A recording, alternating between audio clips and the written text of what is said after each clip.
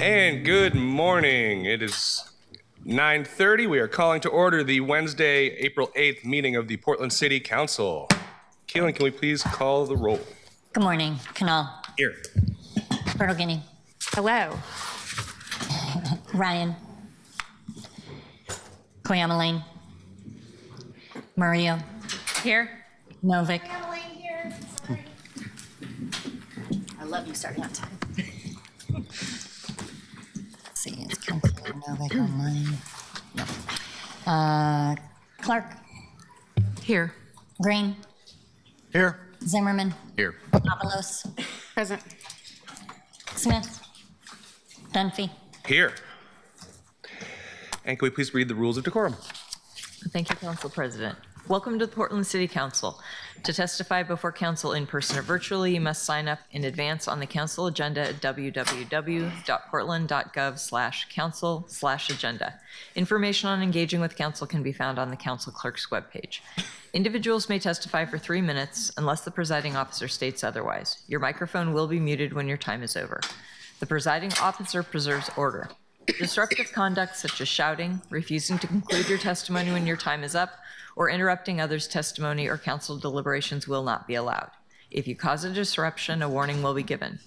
Further disruption will result in ejection from the meeting. Anyone who fails to leave once ejected is subject to arrest for trespass. Additionally, council may take a short recess and reconvene virtually. Your testimony today should address the matter being considered. When testifying, state your name for the record. Your address is not necessary. If you are a lobbyist, identify the organization you represent.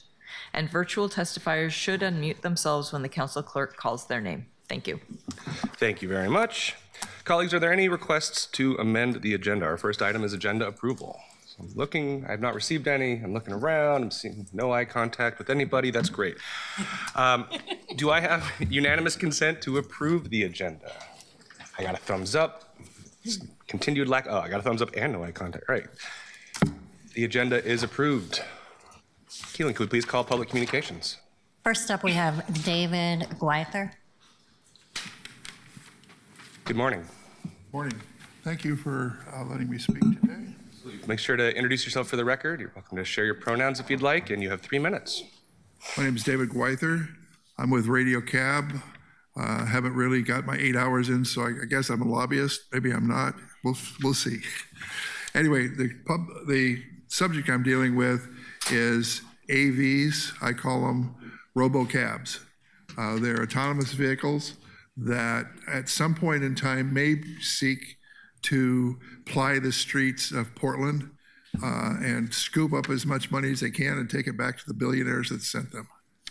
And what you're losing when every current private driver that you lose is going to cost the city and the state and the feds considerable tax dollars and other fees. Right now, Every driver in Portland, and there's over 12,000. I didn't realize that until I got into this. 12,000 licensed for-hire licensees in the city of Portland at $75 per person. Another $100 in business license taxes. Cabs, for example, have a little plate, $25 for that plate. But the big one is personal property taxes on, as part of rental income, property taxes. Everyone that lives in Portland pays those one way or the other. The company, Radio Cab, is owned by the drivers, and we've been around for 80 years and been paying property taxes on our headquarters and lots that we store the cabs in all that time, which helped build the 16,200 miles of roads that the robocabs will be using so far for free, as far as I know. Each driver also pays self-employment taxes. This is something that a lot of them find out the hard way, is about 16% of the gross income after, of course, the cab expenses. But that pays for Social Security, FICA, et cetera. The robo-cabs don't pay ART taxes, $35 a pop. That adds up when there's 12,000 people paying. Gas taxes, they're RVs. They will be using a substantial amount of electricity, which means of course, the AIs are used the most. So anyway, in wrapping up, thank you for the time here. I may be back next month to complete my presentation. And if you have any questions, feel free to ask. Thank you so much for being here, and thanks for bringing us this issue. Next up, we have Jonathan Starr. Good morning. Welcome. Please introduce yourself for the record. Hi, councilors. My name is John Starr. I'm a resident of District 2. I want to talk to you today about the proposed transportation utility fee. Utility bills have been rising significantly over the last decade, so I'm baffled the city is proposing to make utility bills even higher with an unrelated transportation fee. Utility bills are a necessity. I don't have a choice in paying them. I do, however, have choices when it comes to transportation. Fortunately, my commute is 3 miles, so I have a number of options to get there. Some days I bike, and some days I take transit. But my short commute didn't happen by accident. I used to drive 35 miles to work every day, and was fortunate enough to find employment closer to home. I'm now one less car wearing out the roadways, one less car of congestion, and one less car contributing to PBOT's $6.6 billion maintenance backlog. If Portland wants to be a more sustainable, financially resilient city, which I imagine most proponents of the TUF want, you're going to need more people to make decisions like I have. The problem with the transportation utility fee is that it is completely divorced from driving behavior. Every mile driven adds to the maintenance backlog, and if enough people drive, the city needs to spend billions on costly infrastructure upgrades that add to our future maintenance liabilities. My 3-mile commute costs $2.80 by bus. If I drive, I pay 5 cents in state and local gas taxes, and the parking is free. If you do the math, I contribute 5,500% more revenue to the city when I choose the bus over the car. The financial incentives here are backwards, and I'm frankly not surprised PBOT has a $6.6 billion backlog. If Portland proceeds with the TUF, we're not being financially responsible. We're making our maintenance bills even bigger because you're signaling the drivers to drive even more. To be clear, road maintenance funding has to correlate with road usage, or the city will never raise enough revenue to pay for it all. In my opinion, the city should raise the gas tax to get the funding PBOT needs in 2027. Fuel taxes are directly correlated to road usage, so the more you drive, the more you pay. 97% of the vehicles registered in Oregon have internal combustion engines, so it's still an effective way to raise revenue. PBOT currently raises about $18 million a year through a 10-cent gas tax, which is 40% of the largest TUF projections. In the longer term, Portland needs to adopt congestion pricing. New York City implemented congestion pricing last year to overwhelmingly positive results. Now that it's implemented, New Yorkers don't want it taken away because it has improved trip times significantly for many drivers. In conclusion, I think I can afford to pay more than 5 cents on my daily commute. Heck, I can afford the bus. I urge the council to vote no on the transportation utility fee. Thanks for listening. Thank you so much for being here this morning. Next up, we have Les Poole. Good morning. Just introduce yourself for the record, pronouns if you prefer, and you have 3 minutes. Good morning. My name is Les Poole. I grew up in Portland, lived in East County for a long time, and I'm here about the Portland Water Bureau treatment plant fiasco. Fiasco is a pleasant word for it. It really is, folks.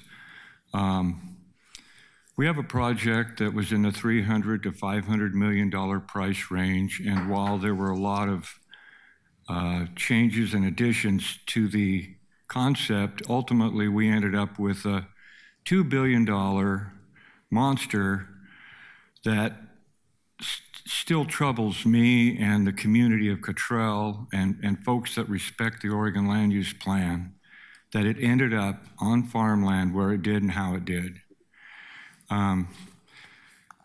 You know, there's a good neighbor agreement that they've got signed out there. I can assure you the number of times it's been violated would probably take me 6, 8, 10 pages of documentation.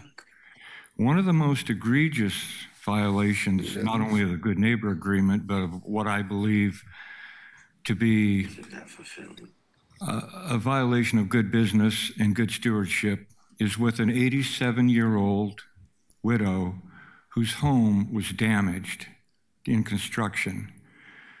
There's miles of pipeline going in, the very large pipes, they're burying them very deeply.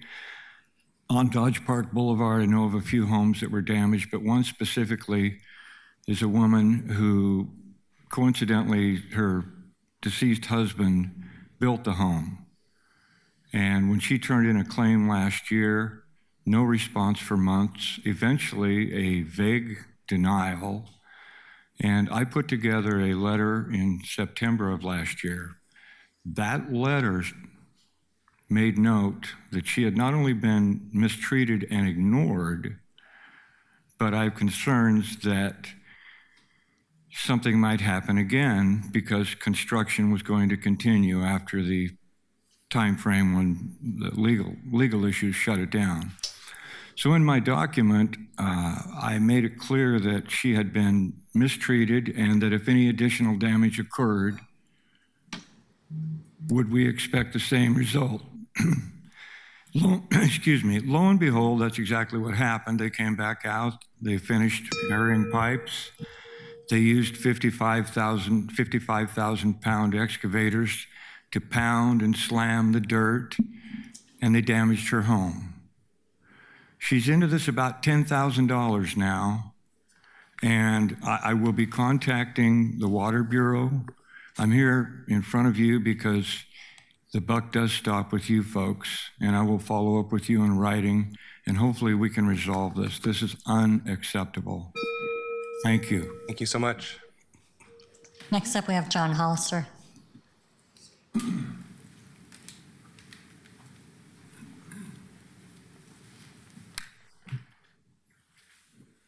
Good morning. Please introduce yourself for the record.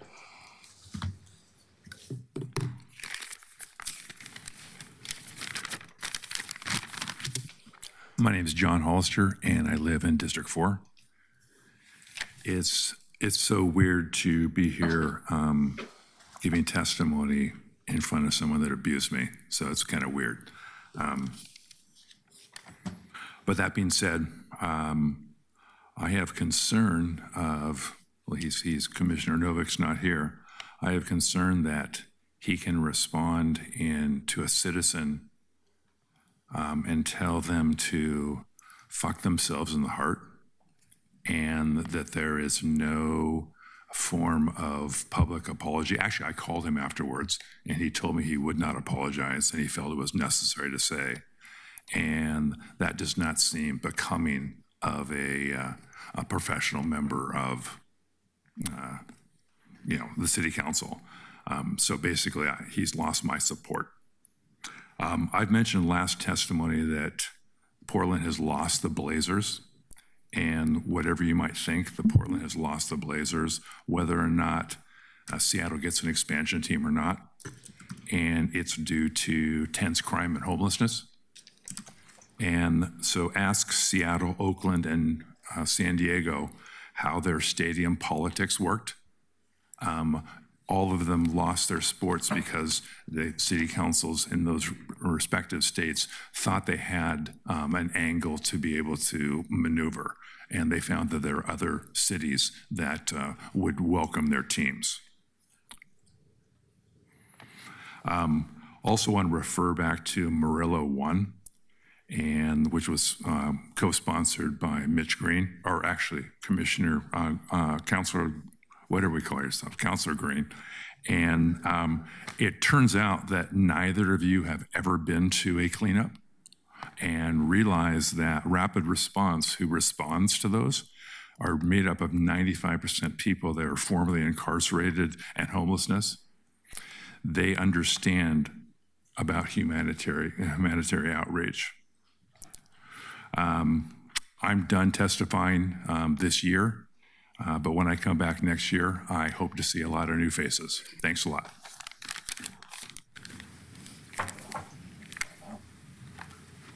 Next up, we have Susan Clary. Good morning. Good morning.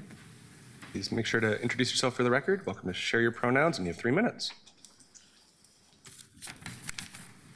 My name is Susan Clary, and I live in the Southeast Brooklyn neighborhood, which is part of District 3.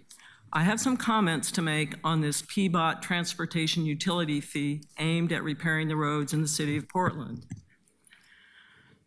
I think we will all agree that it is the vehicles that damage the roads. You are using residential housing through the Water Bureau billing information to assess damage and ignoring the subject that damages the roads, vehicles. Also limiting the scope to personal vehicles and not other vehicles that damage the roads. I feel the city government has done very little to distribute the road repairs correctly. They are unfair. This is unfair to assess a residential unit from the Water Bureau list and not the vehicles. Many of the residential units have more than one vehicle. Here's an example. I live in the Brooklyn neighborhood on a residential street. This is my assessment of my block, which is all residential housing. There are 13 residential units on my block, and there are 19 vehicles associated with those 13 units. 6 vehicles are not being accounted for. Some people have 2 and 3 cars.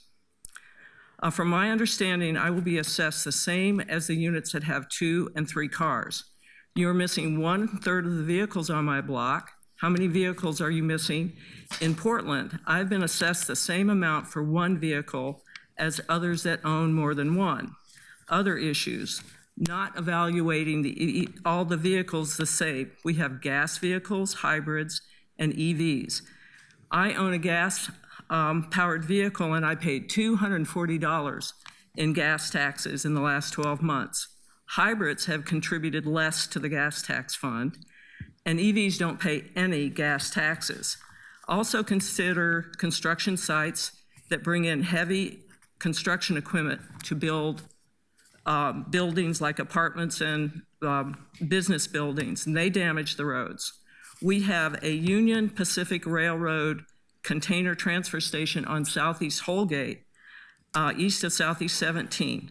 They transfer these heavy containers onto the rail cars. There are hundreds of these trucks that come in on Holgate. Have you considered company fleet vehicles? And you have to remember there are other counties that use our roads to commute, like Clackamas, Clark, and Washington County. I feel you need to go back to the drawing board to fairly assess how to pay for road repairs. You have to find a way to include the vehicles that use the roads in Portland and not a quick fix by taxing residential housing. The Water Bureau is not a fair way to collect money for road repairs. Thank you very much. Time this morning. That completes communications. Excellent. Colleagues, before we move to the city administrator's report on the federal interventions in our city, I wanted to turn it over to Councillor Clark very briefly. Thank you, Council President. Colleagues, every day in our work in Portland, we're standing on the shoulders of people who came before us. And one of the reasons Portland is such a livable city is because of the visionary efforts to create a strong transit system, a transit mall, a Portland streetcar, and the Pioneer Courthouse Square. But last month, a Portlander who played a tremendous leading role in those public works projects passed away, Roger Shields. He had a lasting impact that we all benefit from across the city every day. At Shields Oblitz Johnson, he led the teams that delivered Providence Park, the Max Blue Line, and Portland's Living Room Pioneer Square. At Portland Streetcar, he expanded our rail system to the east side. And at the River District, he helped to restore Union Station and transform the Pearl District. And I'm going to tear up now. This morning, we're joined by his colleagues who have agreed on very short notice to share a very brief memory in honor of Roger Shields. So please take it away and introduce yourself. Good morning, Council President, members of the council. Thank you for this moment. I'm Doug Oblitz. I'm a former partner of Roger Shields. I'm here today with Rick Gustafson to my right. He's also a former partner, and Kim Knox, a current partner of Shields Oblitz Johnson. We have some very brief remarks about our beloved Roger Shields. Roger understood something this council knows well. Downtown isn't just the center of Portland. It's the economic engine that funds parks, schools, and services in every neighborhood from St. John's to Selwood, and public investments that reach communities from Ashland to Astoria. There is no thriving Portland and no thriving Oregon without a strong downtown core. The bones of that great city are still here. That's Roger's legacy. The foundation is solid. What Portland needs now is the next generation willing to do what Roger did. Show up, do the hard work, and let someone else take the bow. Roger built the city once. The question for all of us, including this council, is who builds it next? And with that, Kim. Yeah, I'm Kim Knox. I'm a resident of District 4. I'm here to say that we also know that times have changed and the pressures on the city are very different than they were when these projects that Doug just walked through happened. But what hasn't changed is our ability to build on the Portland model, which Roger, I'm going to cry, which Roger exemplified in his understanding of partnerships, the public partnership, the private partnership, and the nonprofits that keep these places going, our civic spaces, our civic infrastructure. And so what we're very much appreciate you acknowledging Roger today. Thank you very much, Councillor Clark. And with that, I'll turn it over to Rick. I'm Rick Gustafson, partner of SOJ with Roger. Met Roger in 1973. I was planning the Transit Mall operations, and he was the project manager for the Transit Mall in 1973. We formed a bond with each other. I was working at TriMet, and then subsequently we collaborated on getting the first light rail line approved as Metro executive. I worked closely with Roger, who was the project manager in the downtown light rail construction in the 80s. Joined the firm in 1987 and worked for the 13 years to get the streetcar started and operational and working. And Roger has been a close friend, close associate, and still a partner with me in a property. And he was a lifelong friend and a very great stimulus for Portland. I admired his work and his recognition of the balance. And thank you for recognizing him this morning. Thank you all for coming and recognizing that we're all standing on the shoulders of the people who came before us. Thank you. Thank you very much. City Administrator. Good morning, Council President, Vice President, councilors. No new updates as it relates to the ICE facility land use violation since the administrative hearing officer dismissed the case. Keep in mind, we still have the administrative policy that is still in place, and we will be hopefully bringing back forth something to the city council in the May timeframe this summer. And also just a reminder to all community residents of Portland that if you do have a violation and like to report a violation, you can go through our website to submit those violations at the detention facility. At that time, this is the only information we have. Perfect, thank you. And colleagues, I have one more update for you about the city's council or council website and some public visibility of items in the queue. Sometime next week, I will be taking a web page live that shows all published legislative items listed by the next date that they are scheduled for an agenda, including published and referred but unscheduled items. Ultimately, this is going to allow my office to begin making more use of the time certain agenda, with the ultimate goal of this body giving the public at least 2 weeks advance notice on items that will be coming before council. As with everything we're doing on council process, this work stands on the shoulders of former President Pertle Guinea and former Vice President Koyama Lane. It benefits hugely from the input from Vice President Clark, and it will be an iterative process. So look for that in the next, hopefully in the next week. Keelan, can we please move to the consent agenda, item number 4? Yep, so the consent agenda, there were no requests to pull items. Would you like me to go ahead and call the roll on that? Colleagues, any objections? Seeing none, please go ahead and call the roll. Thank you. Canal? Aye. Pertle Guinea? Absent. Ryan? Aye. Koyama Lane? Aye. Murillo? Aye. Novick?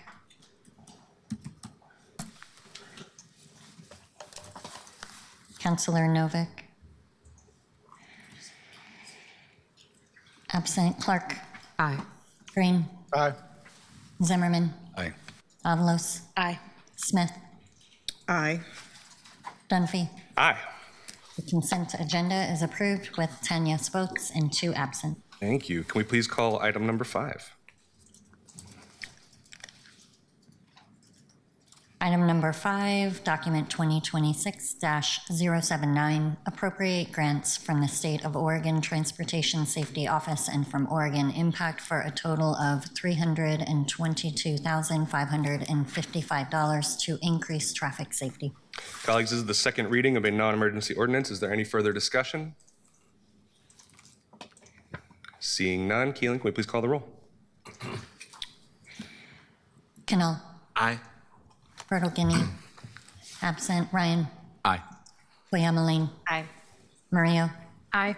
Novick? Absent. Clark? Aye. Green? Aye. Zimmerman? Aye. Avalos? Aye. Smith? Aye. Dunphy? Aye. The ordinance passes with 10 yes votes and 2 absent. Thank you for your patience with us, PBOT, and I believe it was maybe police. It doesn't matter. Thank you, city staff, for your patience on that one. Could we please read item number 6? Item 6, document 2026-077, amend business license law code to increase the business license tax gross receipts exemption, amend code section 7.02.400. Colleagues, this is also the second reading of a non-emergency ordinance. Is there any further discussion on this item? Seeing none, Keelan, could we please call the roll? Canal? Aye. Pertle Guinea, absent. Ryan? Aye. Koyama Lane? Aye. Murillo? Aye. Novick? Aye. Clark? Aye. Green? Aye. Zimmerman? Aye. Avalos? Aye. Smith? Aye. Dunphy? Aye. The ordinance passes with 11 yes votes and 1 absent. Fantastic. And can we please call items 7 and 8 together?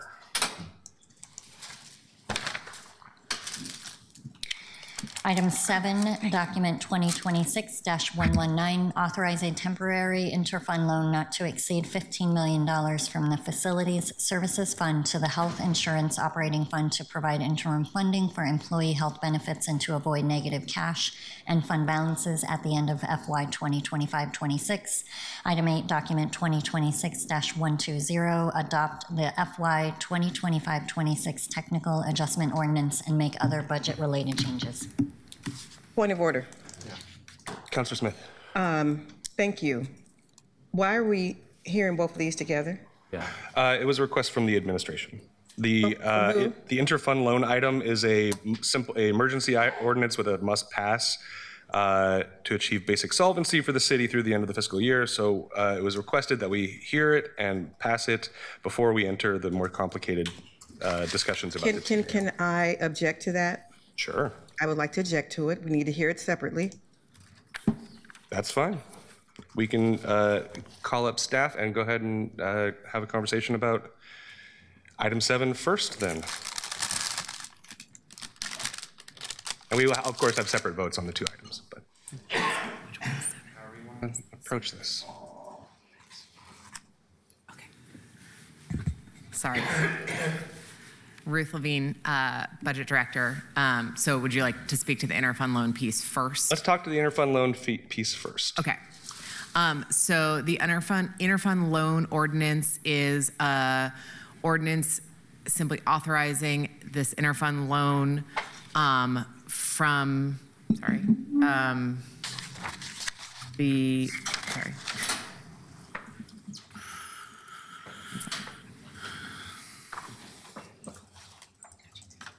Facility Services Fund to the Health Insurance Operating Fund. And the reason for this loan, we've presented in a couple of work sessions that the Health Insurance Operating Fund, which is the fund out of which we pay all of our, essentially our health claims for all city employees and all of the people who are on our health insurance plans. We are self-insured as a city, and so all of the claims get paid out of the Health Insurance Operating Fund, and all of our premiums get paid into that fund as their revenue source, with which they pay those claims. The fund balance for that is projected to go negative at the end of this fiscal year, and we can't have that under state budget law. And so the reason we're bringing this forward as an emergency loan is to essentially put that fund back in the positive for this year, and the Facility Services Fund was just a place from which to draw those resources as a large fund, but it does need to be repaid, and that's part of the ordinance that would authorize the loan. It's repaid with interest, so it leaves that fund whole, and it has to be repaid next year. And the 26-27 budget planning, the general fund forecast and the other funds have already forecasted the repayment of that loan, so it's already sort of baked into the budget planning for next year. It doesn't increase the deficit any more than we've already discussed with council. It was sort of planned for. We did a round of briefings on this issue back in December, I believe, with each of your offices. And then we've flagged it subsequently as the continued claims costs have come in. And we settled on the $15 million amount to ensure that the fund would have enough fund balance at the end of the year.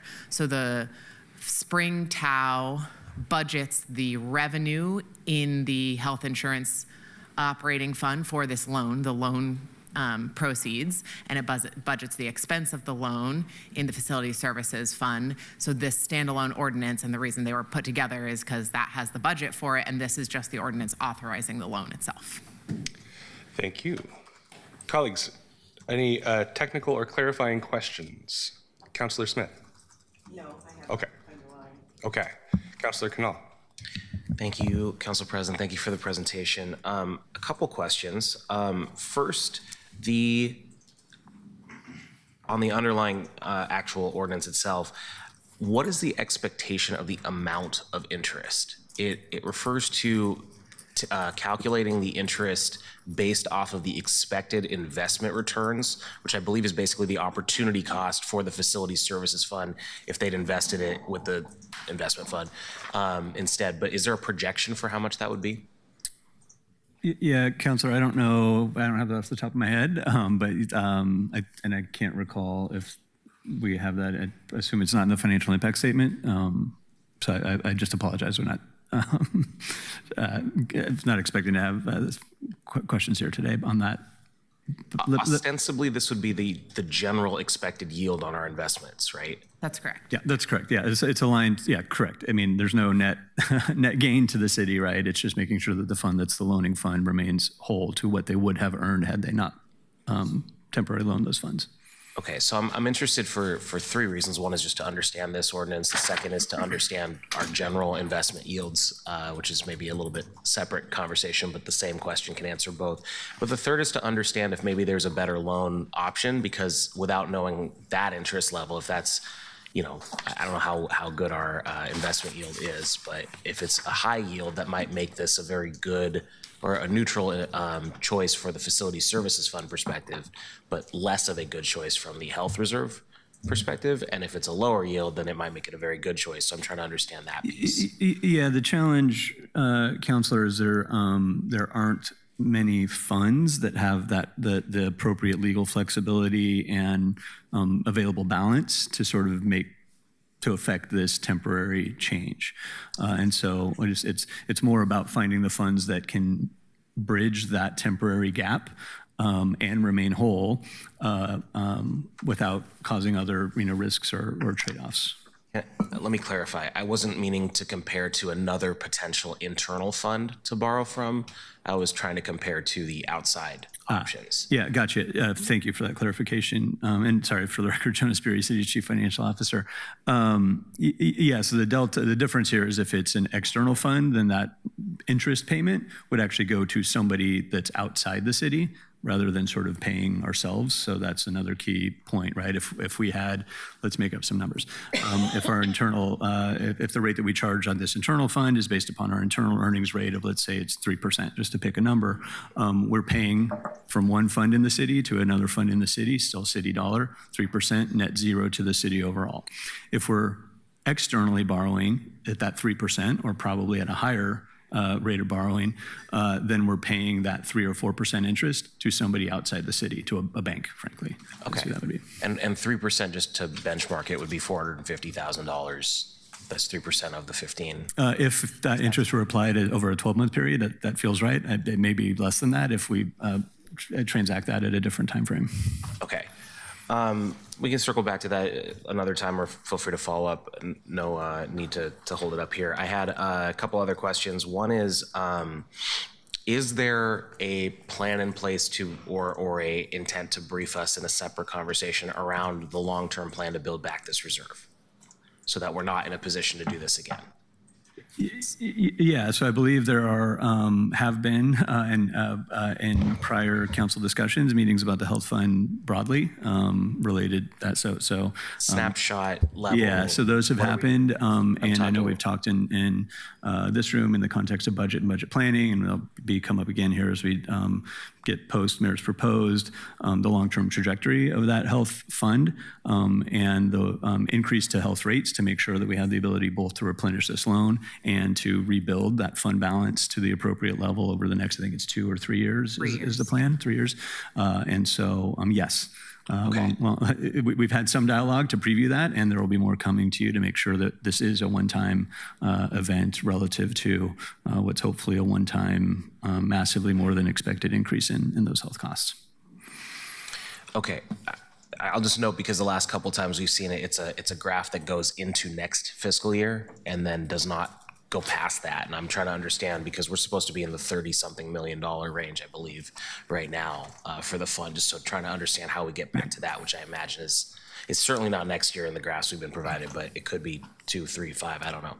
Yeah, the plan, I think we include it in the December briefings, but it's definitely been a while, is still, we've calculated to rebuild that reserve over 3 years as a projection, using sort of the increase, we're sort of collecting rates on the employer side above what would otherwise be required to, continue our plan for the next year, and that is rebuilding the reserve. I'll just flag we'll have to continue to update you because obviously every year the actuals come in different from projected, and so that number will change based on how the actuals come in. But the plan is for 3 years. Great. And then last question is not really about the content of this, but the emergency ordinance aspect of it. If this were to be a first reading today and voted on the 15th, and it would take effect on May 15th, why would that not be okay in terms of getting it done before the budget takes effect? Yeah, I'm not sure. And yeah, it's a good question, Councilor. I'm not sure it totally matters. My assumption is it was probably just filed that way initially because we weren't really sure of how the timing would align and making sure that we had the ability to pass it. But we're not thinking of a reason why it couldn't have that emergency clause removed. And I don't know if attorneys have any other feedback on that, but.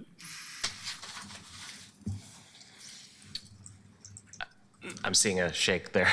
Go ahead. I mean, it's less of a legal question. Yes, council can always remove an emergency clause from an ordinance. It's more a question of timing and whether that creates problems for the fund. So it would be if you passed it next week. I think because it's an interfund loan, not an appropriation, it would be a 30-day effective date. So I guess that's the calculation for.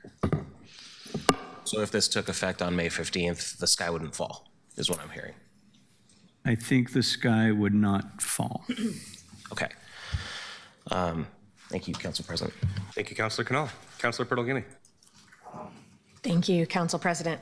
So I want to make sure I know where I'm going to see the back end of the repayment here. This is a 1-year, $15 million loan. Are we repaying that full $15 million plus banking the first year of rebuilding the reserve in the 26-27 budget? Is that where we should expect to see that proposal? Or will the repayment proposal for the 15 million come in the 27-28 budget?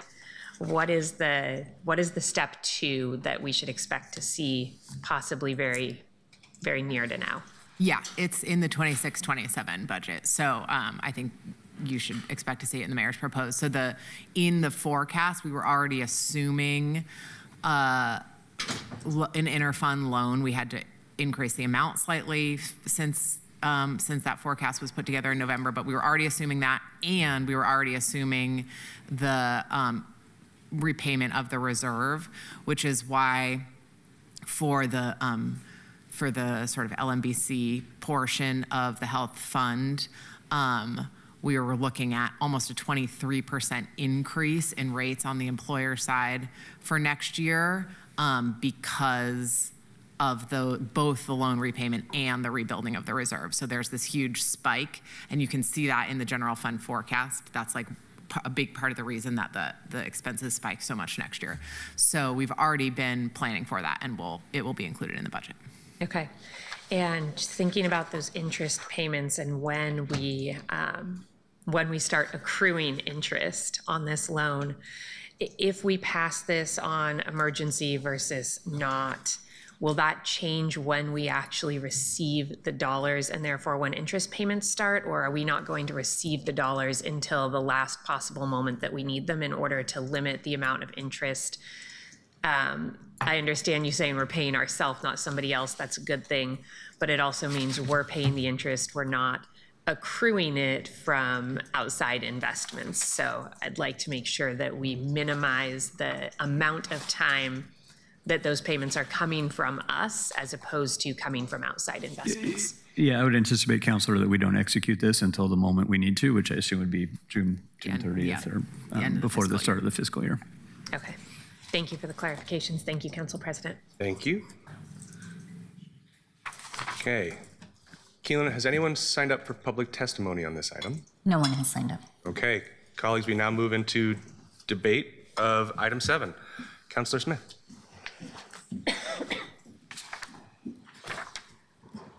We had talked about other funds that would be able to support this. I didn't get any feedback from the general fund reserve in regards to why we couldn't use that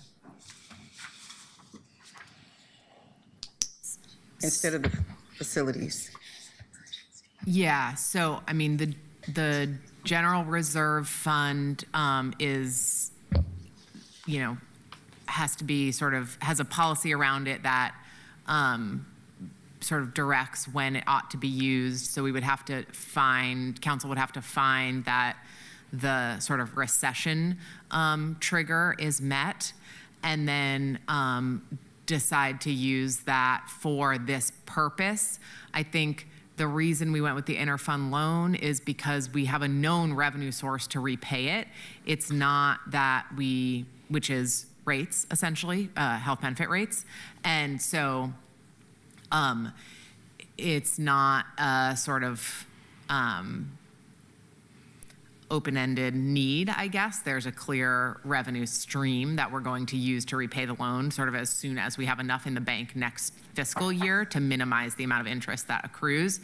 I think the general fund reserve is typically thought of as something that is used for operational needs in you know, an emergency, fiscal or otherwise, to continue to pay salaries and do the city's business. And since this is something that's you know, significant and problematic, obviously it needs to be addressed.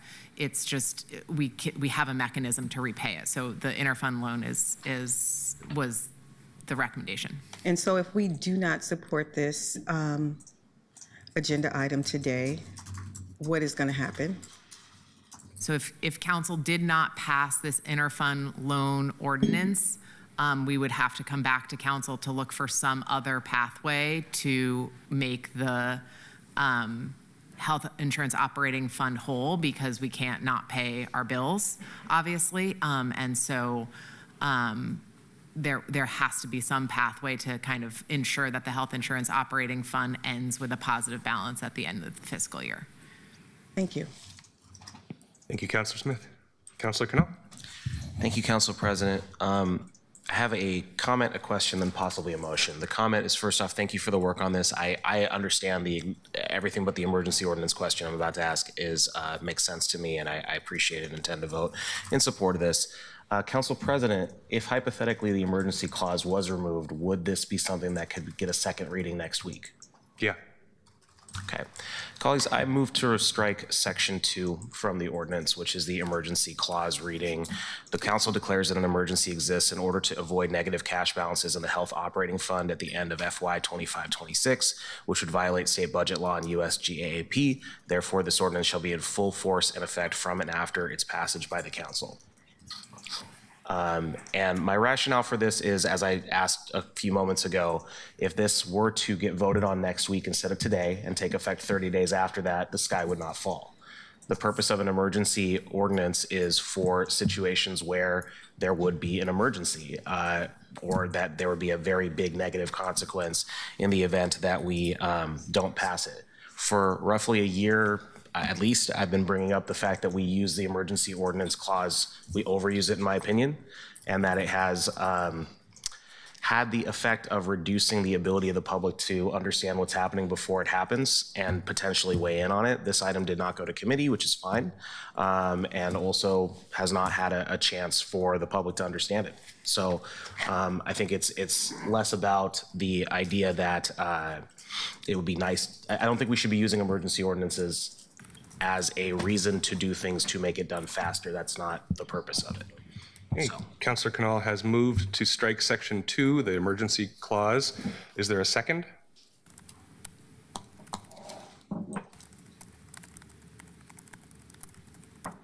Councilor, I'm not hearing one. Okay. Moving forward, Councilor Purtle-Guinea. I was in the queue to debate. If there was a second and there was not, I've removed myself from the queue. Okay, thank you. Councilor Smith, is that a legacy hand? Okay, Councilor Cannell, the same? Great. Colleagues, seeing no further debate, no one in the queue, no one signed up for testimony. This is an emergency item that will require 9/12 votes. Keelan, can we please call the vote? Cannell. Aye. Purtle-Guinea. Aye. Ryan. Aye. Foyamaline. Aye. Murillo. Absent. Novick. Aye. Clark. Aye. Green. Aye. Zimmerman. Aye. Avalos. Aye. Smith. Aye. Dunphy. Aye. The ordinance passes with 11 yes votes and 1 absent. Okay, could we please call item number 8? Item 8, document 2026-120, adopt the FY 2025-26 technical adjustment ordinance and make other budget-related changes. Welcome CFO Jonas Beery and Budget Director Ruth Levine. Please take it away. Great. Thanks for having us. We are here today for the first reading of the spring technical adjustment ordinance. We presented to you all last week, a week ago, on April 1st during a work session on this ordinance. There have been no changes. We had already filed at that time to get on the agenda for today. So all of the substantive content that was filed is the same. I know there's at least one amendment, so obviously today is the opportunity for you all to discuss that. Just a quick note for the public on what this ordinance is, and then I'll talk quickly about process. So the spring technical adjustment ordinance is a spring supplemental budget process. The primary purposes of it are to make any necessary adjustments based on actual spending throughout the course of the year in all city funds, to true up, in many cases, the fund balances to reflect what was in the, to true up the beginning fund balance for 25-26 to match what was in the ending fund balance from 24-25 in our audited financial statement in the ACFR. This is sort of the first opportunity since the ACFR was released to do that. And so those fund balances are being trued up here. In this year, the spring technical adjustment ordinance also crucially addresses shortfall in revenue primarily in the general fund. And so we have to adjust contingencies and other line items and expenditures and the like in order to ensure that the general fund ends within balance according to state budget law. And so the spring technical adjustment ordinance includes several adjustments in the general fund to ensure that that happens. I'm not going to go through those all in detail because we just talked about them last week, but happy to answer any further questions on those. So that's my very brief overview of what we're doing here today. In terms of process, so the proposal was to have the first reading today, to hear any amendments that you all would like to discuss, and then move to a second reading next week where you would approve this. The timing is intended to align so that so that the spring TAO is completed before the mayor's proposed is released on April 20th, so that you can transition into discussion of the 26-27 budget without having to have this hanging over your heads. So that's just my quick note on process. Perfect. Thank you, Ruth. Colleagues, this is an opportunity for technical and clarifying questions, but also I understand that there are at least 5 amendments that have been pre-filed, and there may be additional. If anyone does have a pre-filed amendment, I'm going to give you an opportunity to present it, or if not move it, but just give a quick preview before we move to testimony, and then we will discuss amendments after that. Starting with Councilor Smith. Thank you. I noticed that I was pushed down. My amendment was up first, and now your amendment is above mine. So I just wondered how that happened. I think the most recent gets filed at the top and things get moved down. So if you please feel free to preview your amendment. Okay, so I have a question, a technical question. The last information that we received from the budget office said that there was $106 million that was found. I noticed in your exhibit, in Exhibit 1, there was a number that said $177 million. I don't imagine that that is the new number. So could you tell me the new number that we actually can earmark? Because we have amendments that earmark 440, amendments that earmark for 56. I just want to know what the total is, because I know it's more than 106 million that was lost, or that was found, or that was hidden, or supplanted. I don't know. So I think you're referring specifically to the Housing Bureau's non-general Unbudgeted, funds. yes. Yeah. What was So that total amount? The, sorry, I'm just pulling up a spreadsheet. I'm not sure where the 177 million number is. It was in your exhibit for agenda item 7. They had a number of 177, but it didn't indicate if that was the entire amount that was going to be actually appropriated from the Portland Housing Bureau, if that was just the total amount that we were reconciling with today's action. Yeah, so, okay, just sort of two answers. So first, if you're looking at Exhibit 1 in page 4 of Exhibit 1, so these are the changes to the appropriations schedule from the spring technical adjustment as filed. And this includes, as I said earlier, all of those like true ups to fund balance in the various funds. The change in the Portland Housing Bureau on page 5 is 118,076,869. That's the total change in appropriation in the Portland Housing Bureau. I would not say that that's the same as that's sort of apples to apples with the 106 million that was in the memo. They're kind of different animals. Yeah. So I guess what I'm trying to find out, what was the exact number? I know Murillo's office said that there was about 144,000 and you all were supposed to come back. I just need to know, what is that Portland Housing Bureau number? Because that's very important, because we could actually appropriate the entire number. I just want to know what that number is. Well, so the ending fund balance, the 24-25 ending fund balance from the ACFR for the Portland Housing Bureau outside of their general fund is 145 million. Some of that, however, was already budgeted, and there were various. It was previously looked at as to budget, but it was not budgeted. It was not put in the last year budget. Sorry. 8 million of the 145 was in the fall technical adjustment ordinance, so they had already included it in their budget document. Minus that, what is that? 137. So that's the number. And 106 is not the number. Is that what I'm hearing from you? Again, I wouldn't say they're exactly apples to apples, because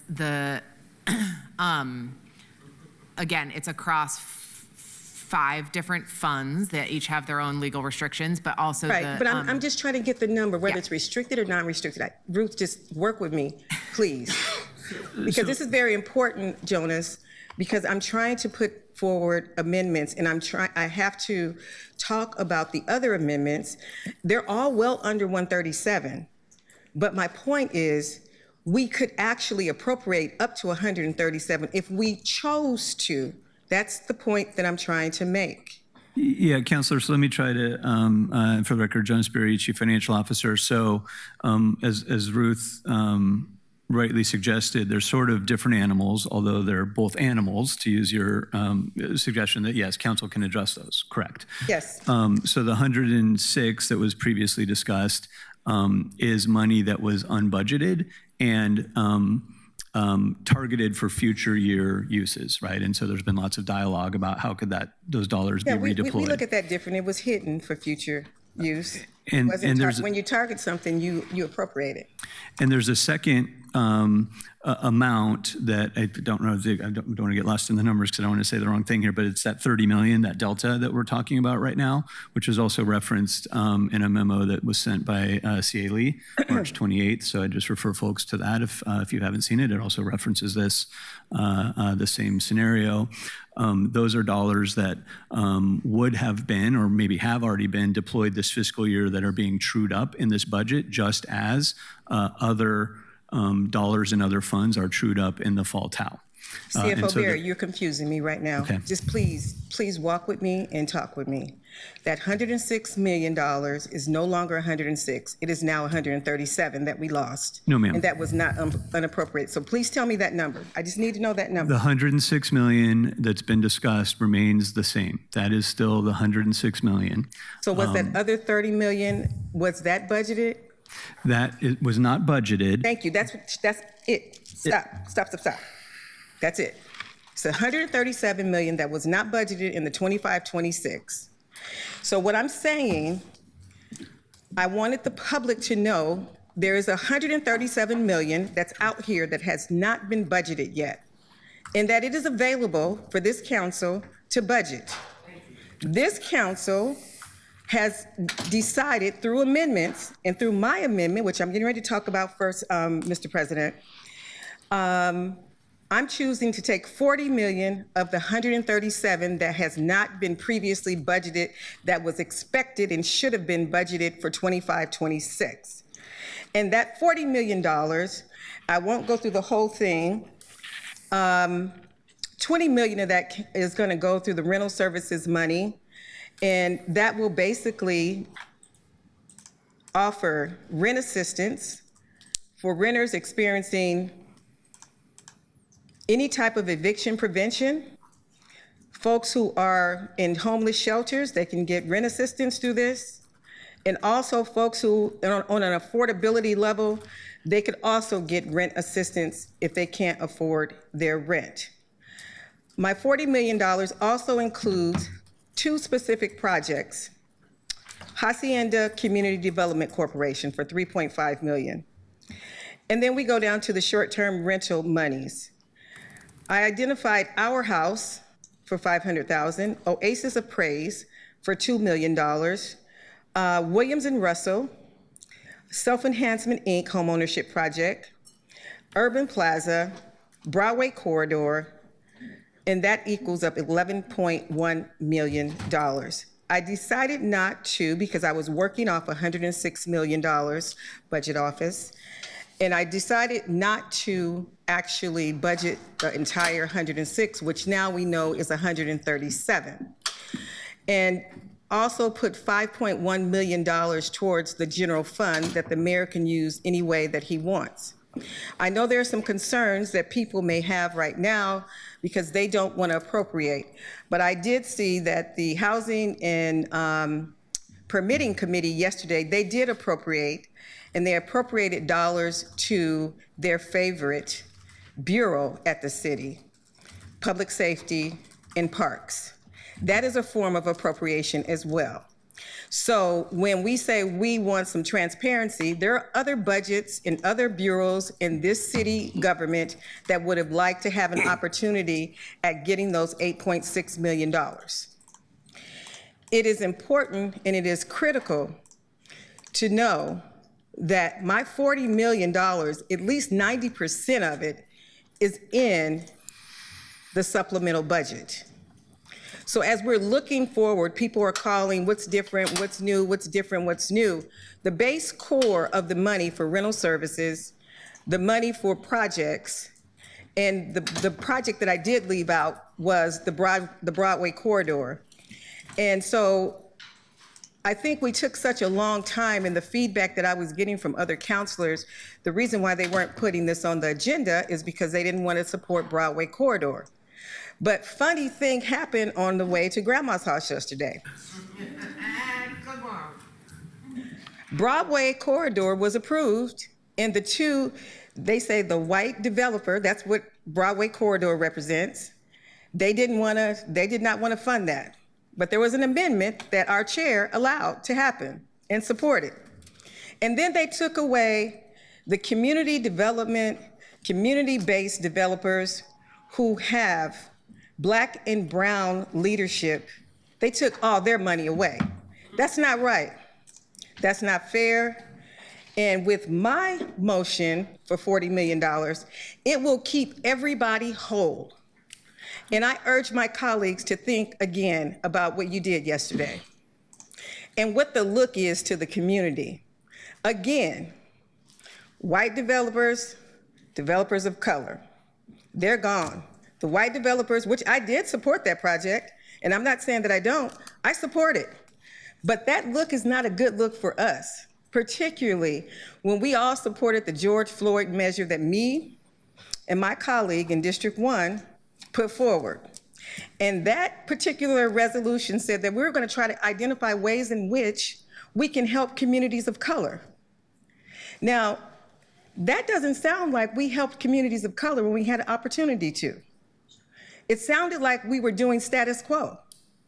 And so I'm urging all of my colleagues to support my amendment, including the communities of color, community-based developers, which are putting forward home ownership opportunities that will give that generational wealth that all of you all talk about.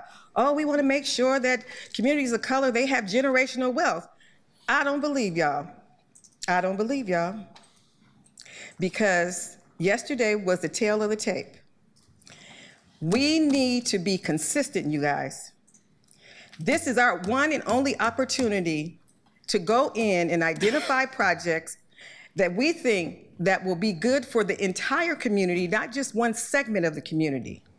And until we start being consistent in what we do and how we do and how we keep measures off the docket, it's not lost on me that, Mr. President, you removed my agenda item on February 18th.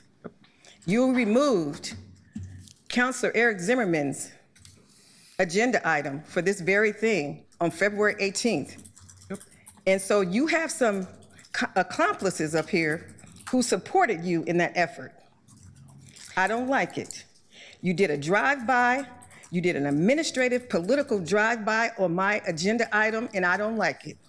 That's why I'm bringing it back. There you go. So thank you very much. Thank you.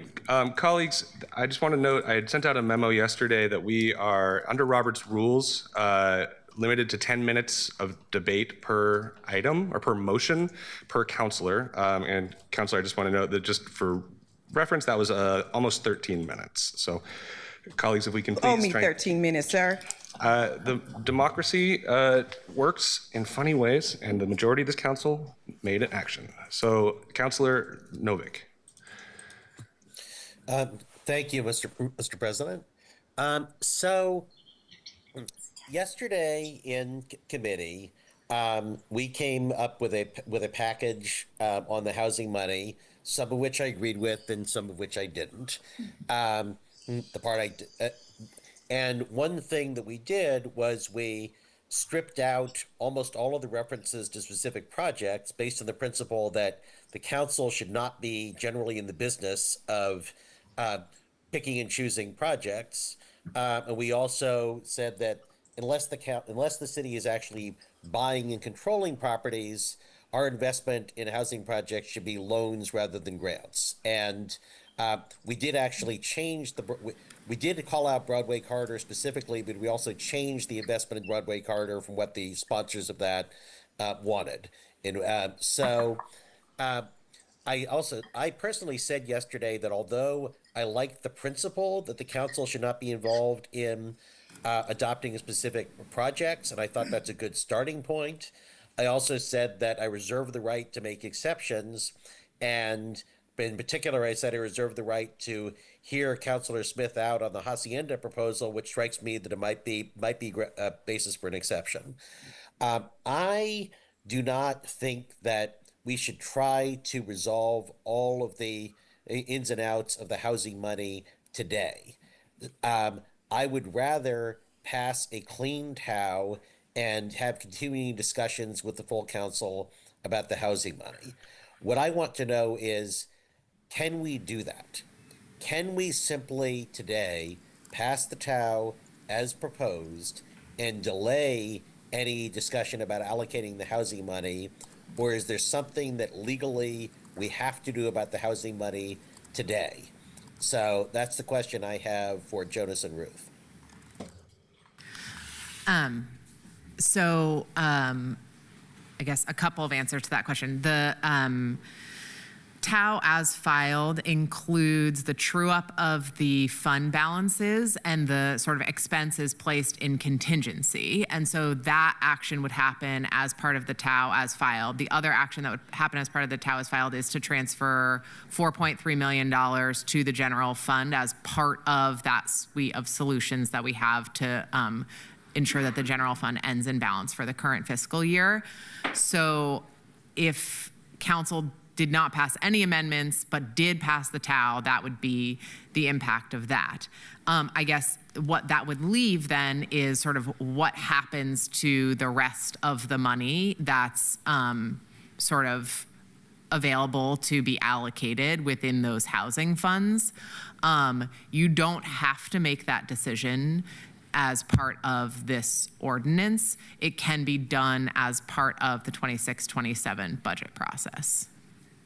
Does that answer your question? No. But point of information, isn't some of the money in the amendment for this TAO though? So wouldn't we have to pull that out?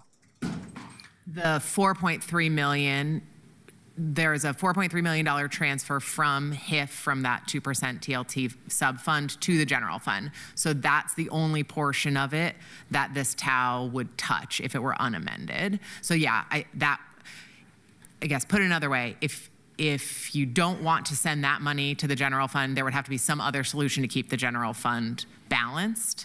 But other than that 4.3 million, the rest of it is sort of largely, it's unallocated. It's just sitting in contingency.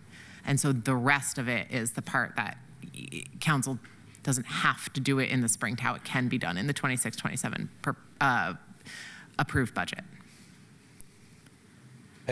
Thank you, Ruth. I just want to confirm that, with no disrespect, I want to confirm that with Jonas. We do not have to do anything with the housing money. We don't have to do anything extra with the housing money that the current TAO proposal doesn't do. Councilor, that's correct. I agree with the Budget Office Director. Okay, thank you. Thank you, Councilor Novick. Councilor Zimmerman. I put my hand up just after you had presented the overall TAO and the previous work session, and just wanted to say thanks. I appreciate it. It's hard work. It makes sense to me. And Councilor Novick's last question about that 4.3 to the general fund makes a lot of sense to me. Certainly prepared to pass this, and wanted to give the Budget Office and the Finance Office appreciation for the way you've laid out the documents on this. As I get used to the city model of the TAOs, it gets easier every time. It still requires at least some sort of translating, but appreciated that. And I think shoring things up so we can have a larger budget discussion may be an appropriate take here, but thanks. I'm not proposing any changes unless I see wild changes start getting proposed. So thank you. Thank you, Point of order, Mr. President. Councilor Smith. Are you asking us to take our amendments off? Because I'm not prepared to take my amendment off today. I'm not asking, I'm asking for, right now, we are still in technical and clarifying questions. I was wondering, because everybody's talking about we're just going to vote for the TAO without any amendments. We are I don't presenting support amendments. that. I don't support that. And we I have just want to let you know. two other colleagues in the queue who are going to introduce their amendments right now, I believe. Yeah. Councilor Avalos. Thank you. And then process-wise, so we should introduce these amendments, then we'll go to testimony, and then we'll come back. Yes. And then we're not moving them right now, or are we moving them? It is my intention to move amendments today. Okay. So you want me to? All right. So Yeah, then if you could preview our amendments right now so the public can respond to them, and we will move to testimony. Then we will go in the order. We'll go Smith, Avalos, Pertolgini. Yeah. Okay. Okay. Seconds at this time, please. What was the last I was saying let's not move into the motion right now, just present. That's what I was asking. Yeah. So no, I'm not asking for a second. I'm just announcing. Please. Okay, great. I'll just keep this simple then. We've got an amendment posted as Avalos, Green, Dunphy, Murillo 1. This is the product of the conversation from the Housing and Permitting Committee yesterday, which is the allocation of the unbudgeted housing dollars. There were a bunch of different amendments that were considered, some of which were adopted. All of that is reflected in the amendment that you see listed on the website. And the goal is for us to, just to speak a little bit to what Councilor Novick was saying, we've heard, no, technically we don't have to do anything with that. I would definitely urge that we do, because one, some of those dollars are tied up in this TOW. So I guess I wasn't super clear on that answer. We can talk about that later, but that's just a concern about if we don't do anything with that amendment because it has dollars tied into the this TOW. Did you want to respond to that? Yeah, sure. So, yeah, it's a good question. It's a little confusing. The TOW as filed, because we filed a balanced general fund proposal, moved that 4.3 million from that HIF subfund into the general fund. The amendment that came out of Housing Committee yesterday spoke to that same bucket. In the technical portion of that amendment at the bottom, there's like an appropriations schedule kind of red line. It takes like the delta essentially between what was already put there and what was proposed to be put to the general fund in Housing Committee yesterday. Does that make sense? So essentially they agreed, so there's no issue, right? Like the 4.3 million that was already filed and the amendment that came out of Housing agree on sending money to the general fund. And so it's just a technical matter of making sure the right amount gets moved. In other words, if the TOW is approved as is with 0 amendments, that 4.3 will still be going to that fund. I just wanted to make sure that that's still part of the TOW. So really, we're just kind of a double tap on our end, but it's already accounted for. Okay, just wanted to make sure that was clear. But yeah, that is the amendment before you, and then we'll hear testimony and talk about it after. Thank you. Point of order, Mr. President. What if that particular amendment doesn't pass and mine passes that has a 5.1? How do you reconcile that? It's a good question. Well, we'll ask to our budget director. I'm sorry, could you repeat the question? Sorry. I have a similar amendment, and it gives back 5.1 million to the general fund instead of 4.3. So how do you all reconcile that since you've matched up your numbers with this amendment that hasn't been approved? Go ahead. So I think basically as a general matter, any amendment that council approves to the TOW today is assumed to be an amendment on top of the base TOW as filed. And so since whatever number you want to send to the general fund, if it's $5 million, we would just send the delta between the 4.3 that is sent in the base as filed and whatever amendment passes today. So we would, in that case, if it was 5 million, we would send 700,000.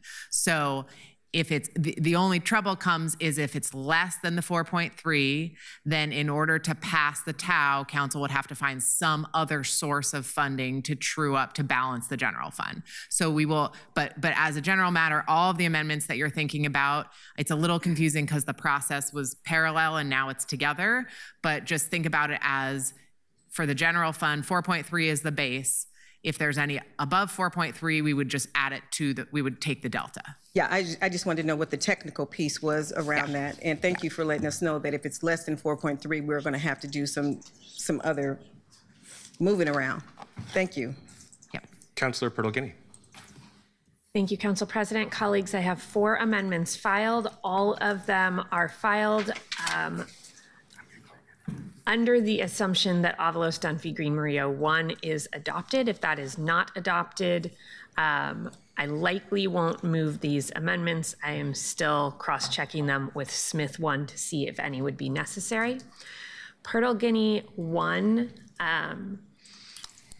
brings up a conversation that I introduced yesterday, and this is unfortunately a newer conversation because we have a crisis that a few of us were alerted to more recently in our housing market.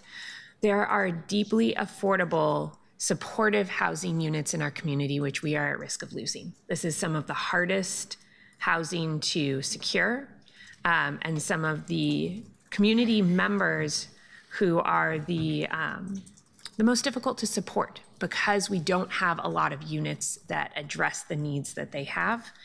And we need to look at how we can make sure that we keep those units online. Pirtle-Guiney 1 puts a small amount of money, $3 million, toward ensuring that we don't lose those deeply affordable primarily under 30% AMI, though a small amount of the funds is available for units at a little bit higher level because some of those units are, I believe, 40 or 45% AMI supportive housing units. Pearl Guinea 2 addresses a project which Councillor Smith brought up as well. This is the Hacienda Community Development Corporation project, Monarca, and this is an opportunity to bring housing online by the end of this year. We have heard repeatedly from people that we have a crisis now that we need to address, and we have an opportunity to take a property that has a significant amount of public investment in it, which is at risk of not being completed, the shell of which is done, which would provide over 50 family-size units if completed, and close the funding gap. Pearl Guinea 3 restores the projects which were stripped out of the proposal yesterday. I'll speak more to this in relation to Pearl Guinea 1, 2, and 3 when we're in full debate, but colleagues, I would suggest that there was a significant shift in direction yesterday in committee in what this proposal looks like. A significant change from the previous conversations that we have had. And after we were told that the goal was to bring forward a proposal that captured everybody's priorities, I take issue with that change that I think lost many councilors' priorities. I'll speak more to this later when we're in full discussion, but I want to provide that context for why Pearl Guinea 1, 2, and 3 are back on the table today. I normally would not bring forward amendments that were part of the discussion in committee, but I think we need to talk about that significant change. Pearl Guinea 4 is in response to that change that was made. I believe that if we are stripping out projects that provide affordable home ownership opportunities, and if we are using a lower number than some of the previous proposals had for down payment assistance, that we need to make sure that our new revolving loan and social housing acquisition fund allow for models that that provide opportunity for home ownership. Home ownership in this country, in this state, in this city, is the #1 way that working families build equity, and it is the #1 way that we can control rising costs year over year on people's housing bill. Those are just realities. So if, in fact, this council wants to move forward with a new approach that was introduced for the first time yesterday, that's a pretty significant shift from what we have been talking about, I think we need to discuss why home ownership was not part of that revolving loan and social housing acquisition bucket. And I think that it needs to be part of our work moving forward if we are truly committed to supporting low-income and working families in our community and ensuring that they have stable housing costs. That's Pearl Guinea 4. I look forward to talking more about these after we hear from members of the public, and I want to thank our TAO team, our CBO, and all of the folks who have worked on this, because I suspect that a lot of the discussion today will be about housing and not about the TAO that's before us. And I know that a lot of work went into the underlying that probably won't get acknowledged through that discussion. So I want to take this moment now to just appreciate all of the work that you have done to ensure that we continue to move forward with a balanced budget, even in difficult fiscal times. Thank you, Councillor Pearl Guinea. Councillor Knoll. Okay, Councillor Smith. Councillor Zimmerman. Similar, I'll only propose my amendments if other amendments end up passing, and that is to ensure that we have more than a single building in Broadway corridor going forward, and that original Broadway 5.6 is what those amendments do. Thanks. Thank you very much. Colleagues, I am going to give us a 10-minute break before we start for our public testimony on this item and final debate. So it is 10:52. Please be back at 11:02. Thank you.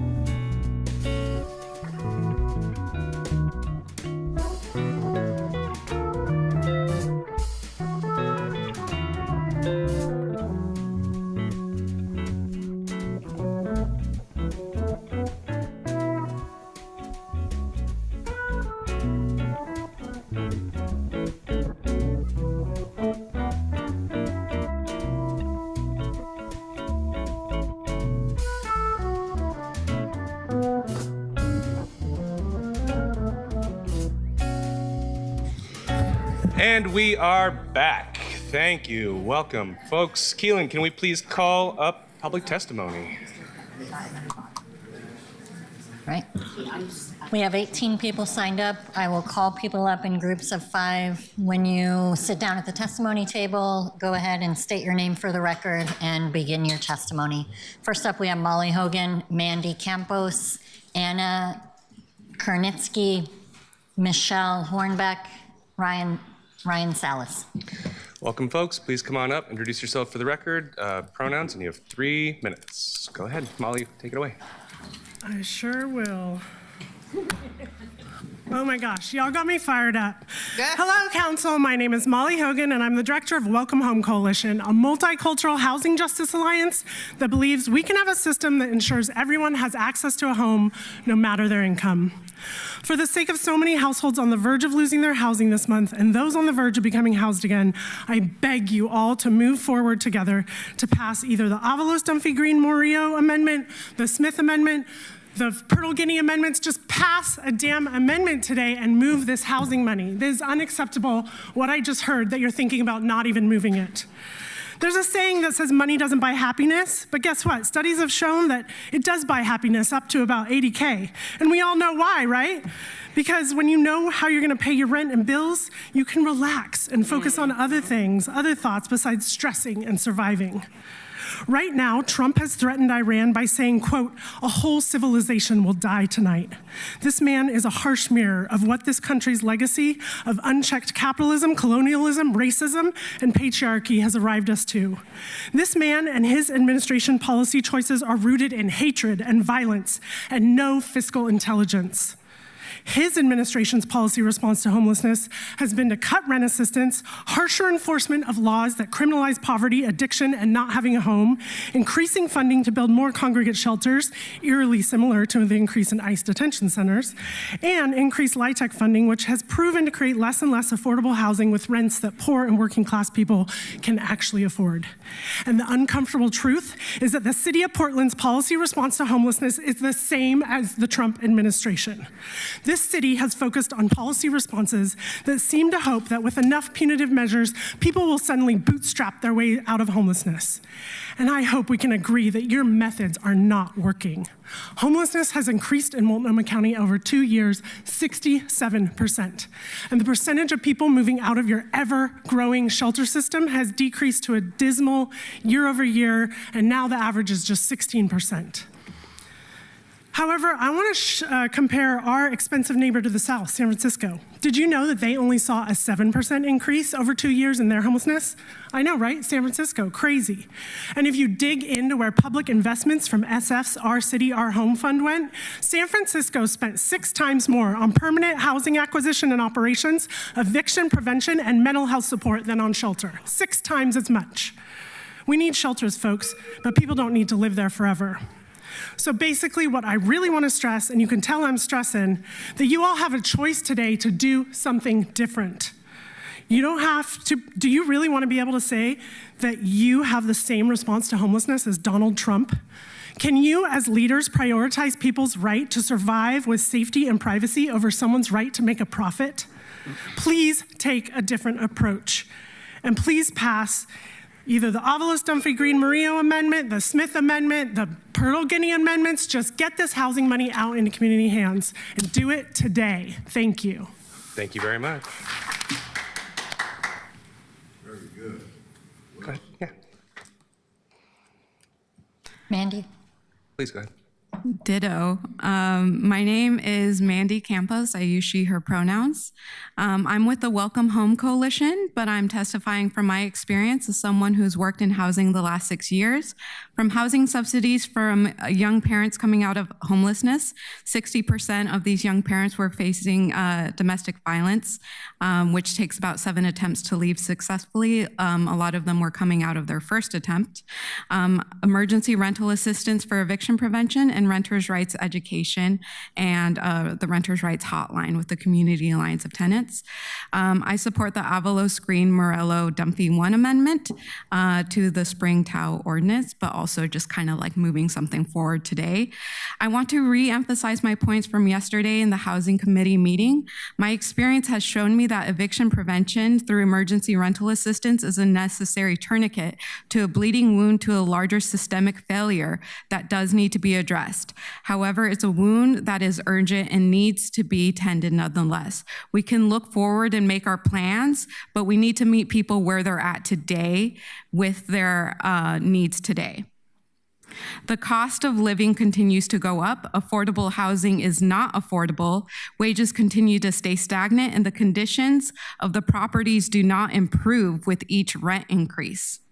It's called emergency rental assistance because it's an emergency. We need you all to move forward with the urgency that your constituents face day to day while you sit here and debate in circles for months on end. We need you to move forward and make some decisions today, not soon, not later, not next week, not next month, today. We need emergency rental assistance to keep households afloat while we figure out how to do more than the bare minimum for our communities. To quote the 101 notes on the LA Tenant Union, note 5, when we call this a housing crisis, it benefits the people who design housing, who build housing, who profit from housing, not the people who live in it.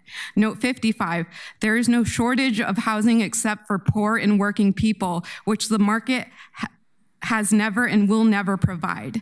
Note 57, landlords don't provide housing, they extract from housing. Developers don't provide housing, they speculate on it. So I urge you, instead of putting part of these funds in the hands of for-profit developers, it needs to go into eviction prevention, debt buy-down, or public acquisition categories. I urge you to do right by the people in the communities you serve. Thank you. Thank you very much. My name is Michelle Hornbeck, and I am a part of Welcome Home Coalition, but also my personal experience gives me a seat at this table. I'm in a lot of pain, so I'm going to try to get through this really quick. But so first of all, I don't understand why we're here arguing about some money that was already approved last year. Because somebody messed up, misplaced it, took it home, stuffed it under their mattress, whatever the heck happened to it is none of my business. The point is that that same money that was allocated last year should directly go right now. All these other amendments that you guys want to do and play with, that's your business, and I ain't got nothing to do with that. I almost became homeless since last year because I had an emergency crisis. And there was no assistance out there. And I fight every time we come here, every county meeting, every city meeting. I didn't make it last night because I was in too much pain. But my point is that I've been homeless. I've been in the gutter. I've had to sell my ass just to pay for a motel room. So if you want to get raw and funky in here, I can do that with you. Okay? Look. And another thing, y'all want to give these money to these agencies that y'all been comfortable with for years that don't help nobody in the community. One program specifically has not housed anybody in the community in a year.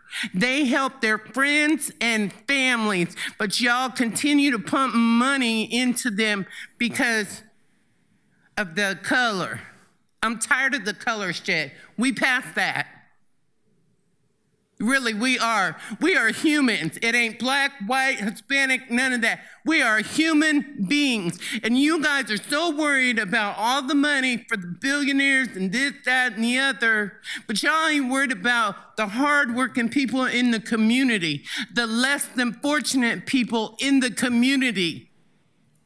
We voted you in. We gave you a job. Do your job. Stop worrying about all these people that got money because they're leaving. Portland is a shit show and they're leaving. The Marriott just took a 67% loss and sold that building for $30 million because they don't want it no more. Come on, you guys. You got to get up. You got to pull your bootstraps and let's get it done. Get the money out today. Thank you. Thank you very much. Checking to see if Anna Kernitsky is here. Ryan Salas. Next up, we have Waylet Thomas, Sahan McKelvey, Lauren Armony, Pastor Mark Jackson, Brooke Goldberg.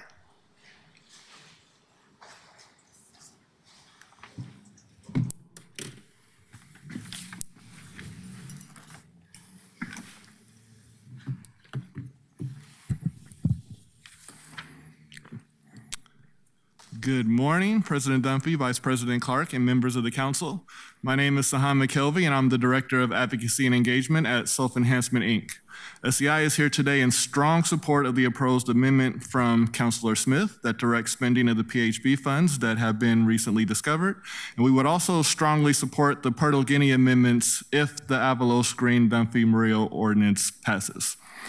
As you engage in your discussion, there are two primary points that I want to raise this morning. The first is directing of PHB dollars to specific agencies. I'm generally in support of ensuring an accessible process that provides public transparency for how funding is distributed.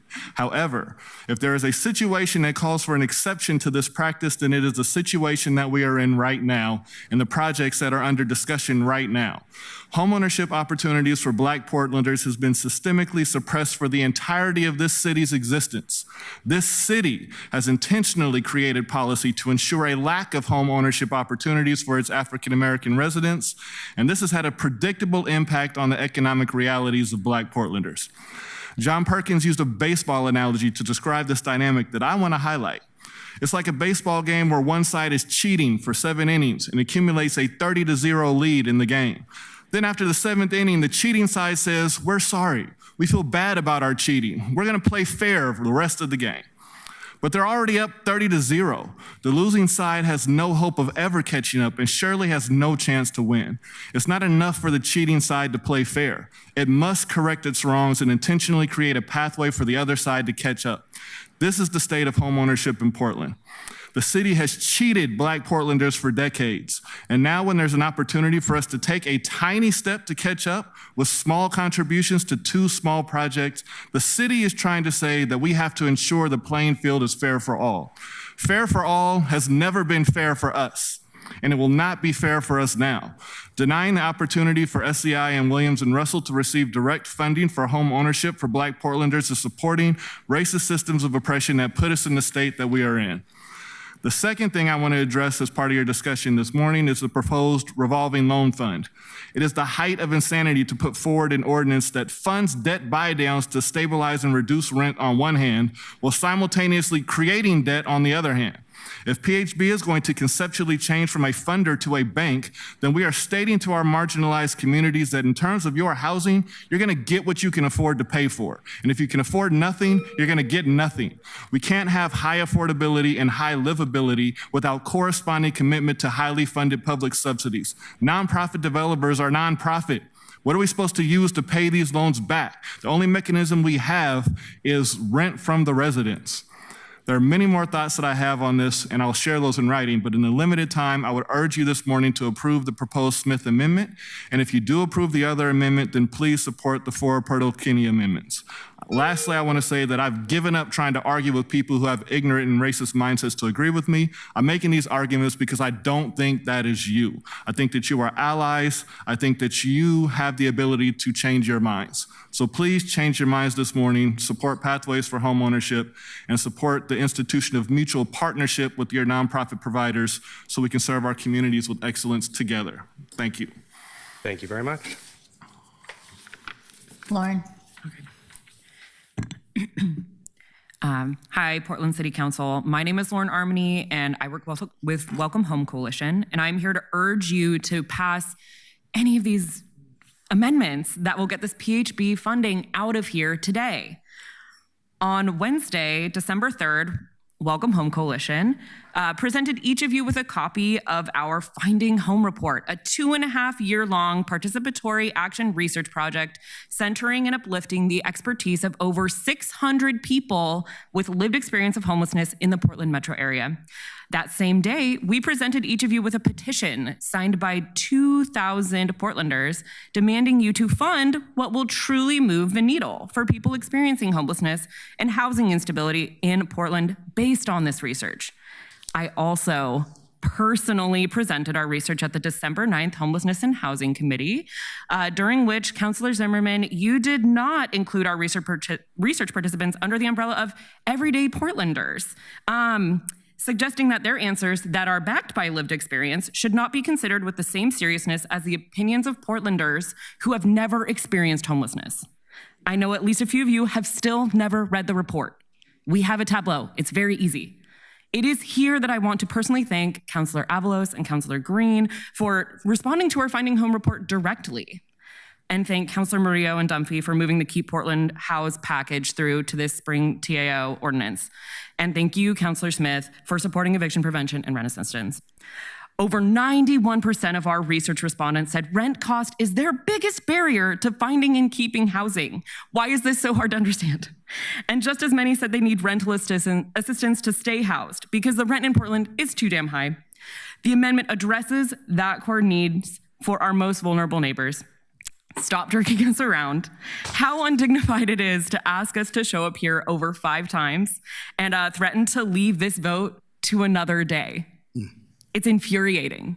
Everyone on the street knows these funds exist, and every day you do not act on them, they are watching, and they are angry as hell, okay? We do not need more research or discussion on where these funds should go. You've been sitting on this research since October, our petition since December. Stop holding these Portland Housing Bureau funds hostage and get them to the Portlanders that need it today. Lastly, as important as homeownership is, this is a personal note, please be prepared to support people in their homeownership because we all know it is anything but stable. Property taxes rise, maintenance costs mount, inflation rises, and layoffs are imminent for so many of us. And I don't know if you know foreclosures exist, but they do, and we've almost faced it in my family. So please also support homeowners in staying homeowners, okay? Thank you. Thank you very much. For the record, I am Pastor Mark Jackson, and I deeply appreciate the clarity by which Councilor Smith articulated the funding on the table today. As a representative of District 3, delaying funds to the community is no longer an option. Any other decision reflects a privileged and oppressive posture of thinking. The urgency of now is upon us, and Black and brown communities continue to be asked to wait. That manipulative chess game is unjust, and a rebuke from our community elders is more than appropriate in times like these. Our ancestors call you to accountability to do what is right by the community that put you in office. We can no longer and will no longer be silenced or portrayed as invisible community members in this city. For the past 29 years, Oasis of Praise has utilized our current rented space to house and to feed the homeless, clothe those who've been in transition, provided behavioral and mental health supports for our most vulnerable community members, providing family and youth outreach services on our own dime because it was not about proselytizing, it was about serving the needs of our community. In addition, Oasis of Praise has partnered with the city, the county, and the state, dating back to 2020, providing rental assistance for countless households. We have the opportunity now to acquire and to renovate this property and make it our own that will include a full-service community resource center to increase our capacity to do what we've been doing for 29 years. This request is about serving culturally diverse communities at large with a permanent space that exists in a community that by law, Blacks could not own property. The Richmond neighborhood in Southeast Portland, District 3. Again, our ancestors call you to accountability in this moment, this Kairos moment, to do what's right for the people you don't even know. I am here to express support of Councilor Smith's proposed amendment that supports our project. As a council, this is your Kairos moment to strengthen the service net of this community where many people are going unsheltered and unserviced. The wait is over and the time is now. Thank you. Brooke is joining us online. Welcome, Brooke. Thank you. I hope you can hear me okay. Yep. My name is Brooke Goldberg, and I'm the Senior Director for Public Affairs at Central City Concern, a not-for-profit affordable housing and healthcare provider. Council President Dunphy, Vice President Clark, and City Council members, thank you for this time and consideration on the technical adjustment ordinance and unallocated PHB dollars. I'm asking for your support for Pearl Guinea 1. Yesterday, the Housing and Permitting Committee heard from many members of the community about the various needs for the investments of these dollars, and there are a lot. I want to point out the folks you did not hear from because they were not able to come and testify on their own behalf. Unrepresented in the package offered today are the many people struggling with severe substance use disorders and mental illnesses who represent Portlanders with high acuity behavioral health diagnoses who are also homeless. They may also be struggling with complex health issues related to aging and suffering from cognitive decline. More than half of the people that CCC houses each night have healthcare claims revealing these severe and destabilizing illnesses that often trap them in a cycle of homelessness. They are the individuals revealed in social media posts and comments citing fear, concern, and anger from the residents of our cities aimed at politicians with the power and responsibility to address these dire needs. CCC and a handful of other providers do our best to house the city's most vulnerable and poor members. They are folks who do not do well in shelters, and they are the hardest to house. And neither the behavioral health system nor the permanent supportive housing systems are properly funded to sustainably serve them. The diseases battled by this population should gain them entry into a hospital setting. Instead, they live in our community, outside, in shelters, or in deeply affordable housing, which is underfunded. Their untreated illnesses significantly impact the livability of affordable housing communities, and non-reimbursed costs are borne by affordable housing providers. These unreimbursed costs include unit repairs, supportive services beyond property management, security costs, staff risk, and retention challenges, and unaffordable insurance costs if you can get it at all. Yesterday, Councilor Pearl Guinea offered an amendment to channel just $3 million of these unspent funds into the deeply affordable housing system to support sustainment of these specific types of units, and her motion did not receive a second. It was not even discussed. To deliver on the promise of permanent supportive housing, our region must adopt a clear-eyed view of the true cost of what it takes to sustainably provide housing and services to high acuity residents. And I ask this council where these folks will be placed when providers reduce the number of units that create financial risk to other programs and types of housing. Many providers have come to city council members asking for access to these dollars, and much of that is because our system lacks adequate rental subsidies to meet provider cost, or a shared long-term asset stewardship model, or reliable financial data to guide decision-making. Today, you will discuss investments that reflect some of these needs, but I want to make sure that you know who is not represented and facing risk in this proposal. Please pass Pearl Guinea 1 today. Thank you for your time. Thank you very much. Right.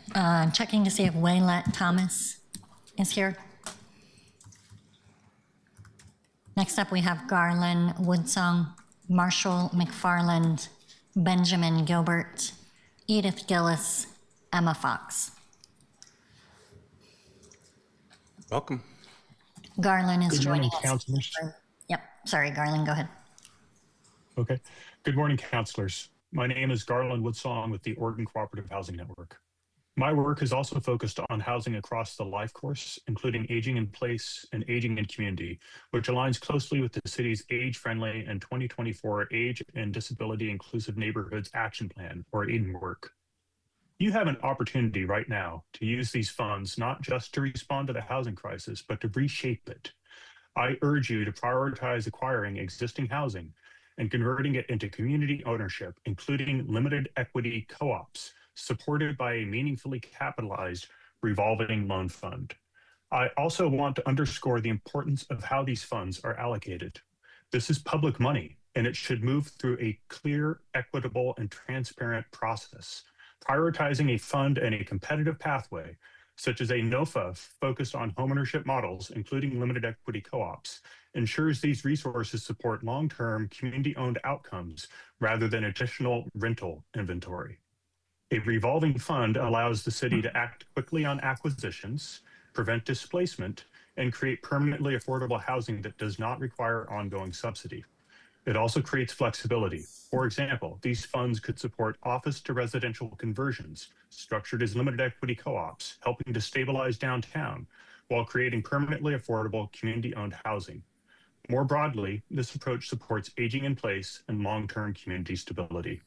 If we do not create ownership pathways within multifamily housing, we are locking in a future where most Portlanders are renters.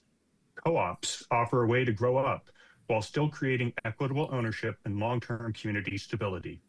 This is a rare opportunity to set that direction. I urge you to take it. Thank you. Thank you very much.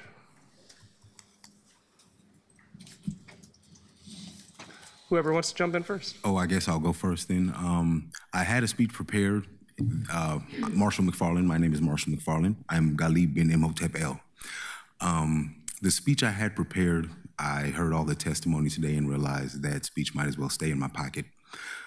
But what I heard tells me that there might be a better solution for all of this found money, and it can actually be an all-inclusive solution. And there is an example of it, I believe, in San Antonio, Texas, and it is of a pretty much one-stop mall shop type situation where you can go get your housing, your medical help, your behavioral health, your drug treatment. It's all in one, not single facility, but in a sort of a business park setting, you could say.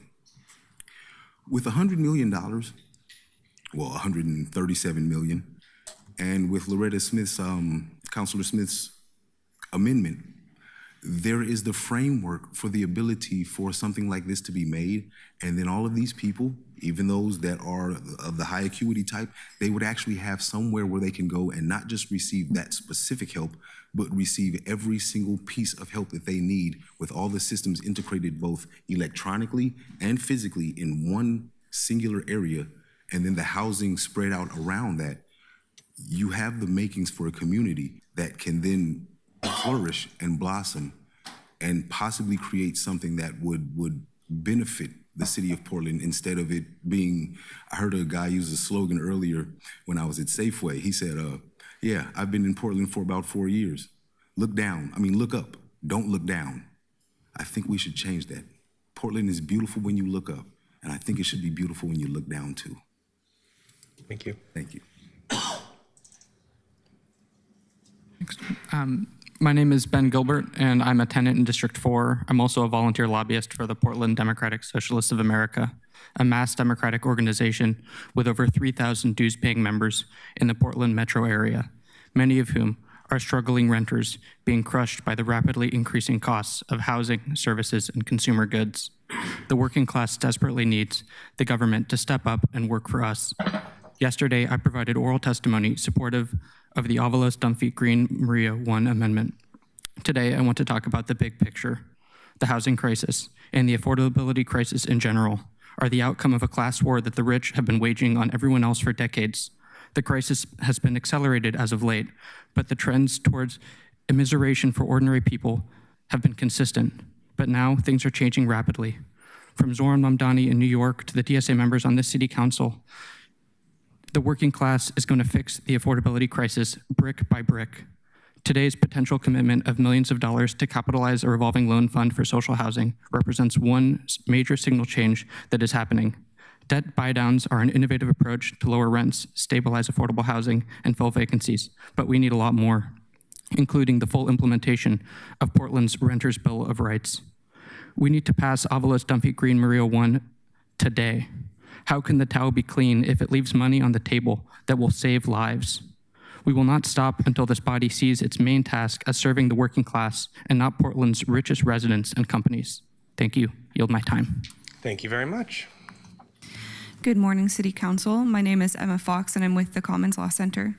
I'm here today to urge you to release the unspent funds for housing as soon as you possibly can. These investments are critical for keeping Portlanders housed, and Portlanders can't wait any longer. The amendments proposed include a right to counsel pilot, and I'd like to highlight that the Commons Law Center already runs a successful and effective in-person legal clinic at the Multnomah County Courthouse and East County Courthouse since 2023, providing free legal representation when tenants need it most. With this investment, we are ready to go to scale up today and offer the right to counsel for anyone who needs it.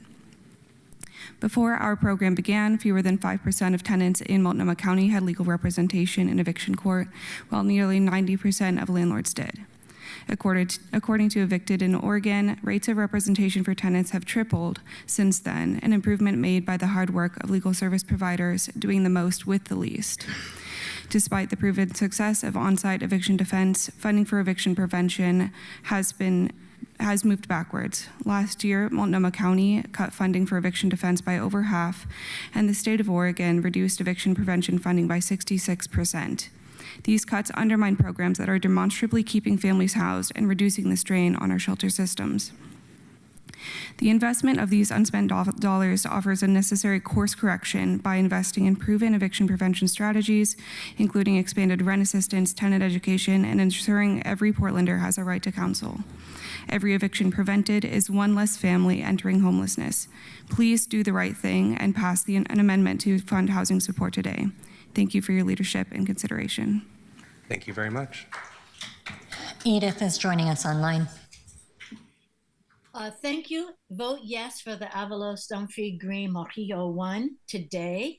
It's consistent with city declarations of housing emergency and research-based best practices to help the economy, the city, long-term, immediate, short-term budget, crime prevention, local climate resilience, attracting more and better residents, businesses, and investments, and repelling really bad police and bad businesses. It's most humane and pragmatic.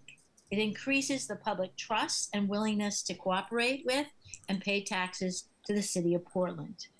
We need to buy even more permanent social housing with tenant management. Have the agendas from now on in your impact statements include how it affects housing and the reduction or prevention of homelessness, how it supports public safety and crime prevention, how it supports climate justice, economic resilience, and social justice. Vote yes now, and thank you all who are part of this. Thank you very much. Next up, we have Beth Cook and Otis Britton.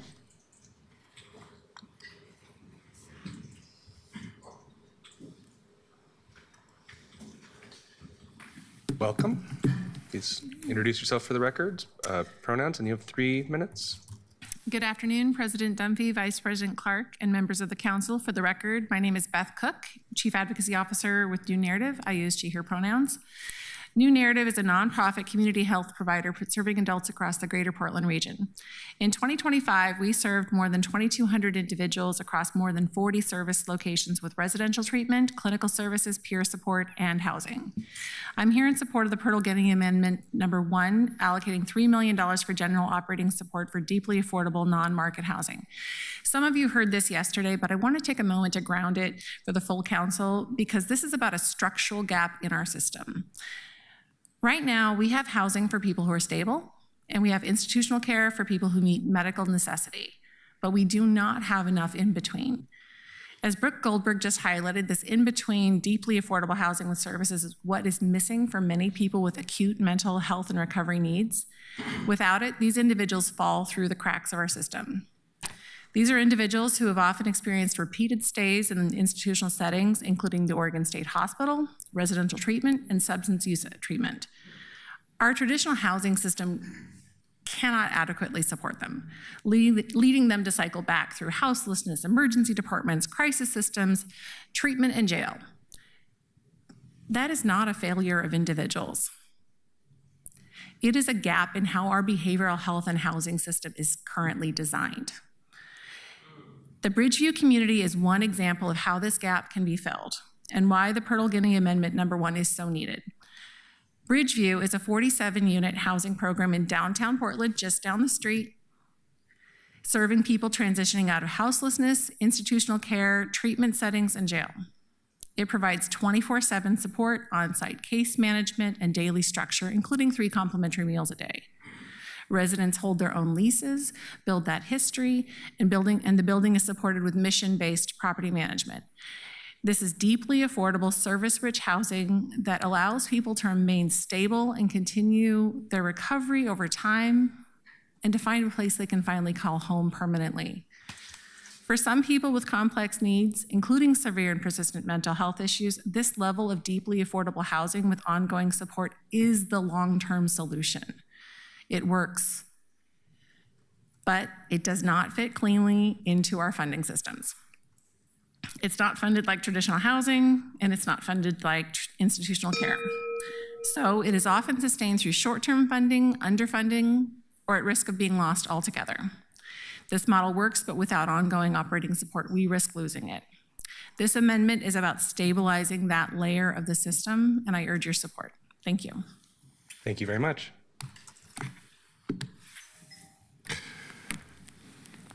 My name is Otis Britton. I'm with Welcome Home Coalition. I understand everything that's going on, but let me tell you something. I have witnessed true homelessness. I've been homeless for 20 years. I went to a shelter and they housed me. It's like the city is putting us in housing and then setting us up for failure when we can't pay our rent. My building is people in there 55, 60, and they facing going back to stage 1, the streets. Portland is a beautiful city. I love Portland, and I love my country, and I fought for my country. And for this, to see all this going on, it pains my heart. I remember seeing on the news, y'all was saying that y'all want to clean up homelessness. But if you set people back out to the streets, how you going to set an example? It's going to be back to square one. Now, if you get $967 a month and your rent is $850 a month, where you gonna buy your food at? How you gonna pay your electricity? The money that you have, you can make a decision. It can only get better with rental assistance. Now, I have went to a treatment facility,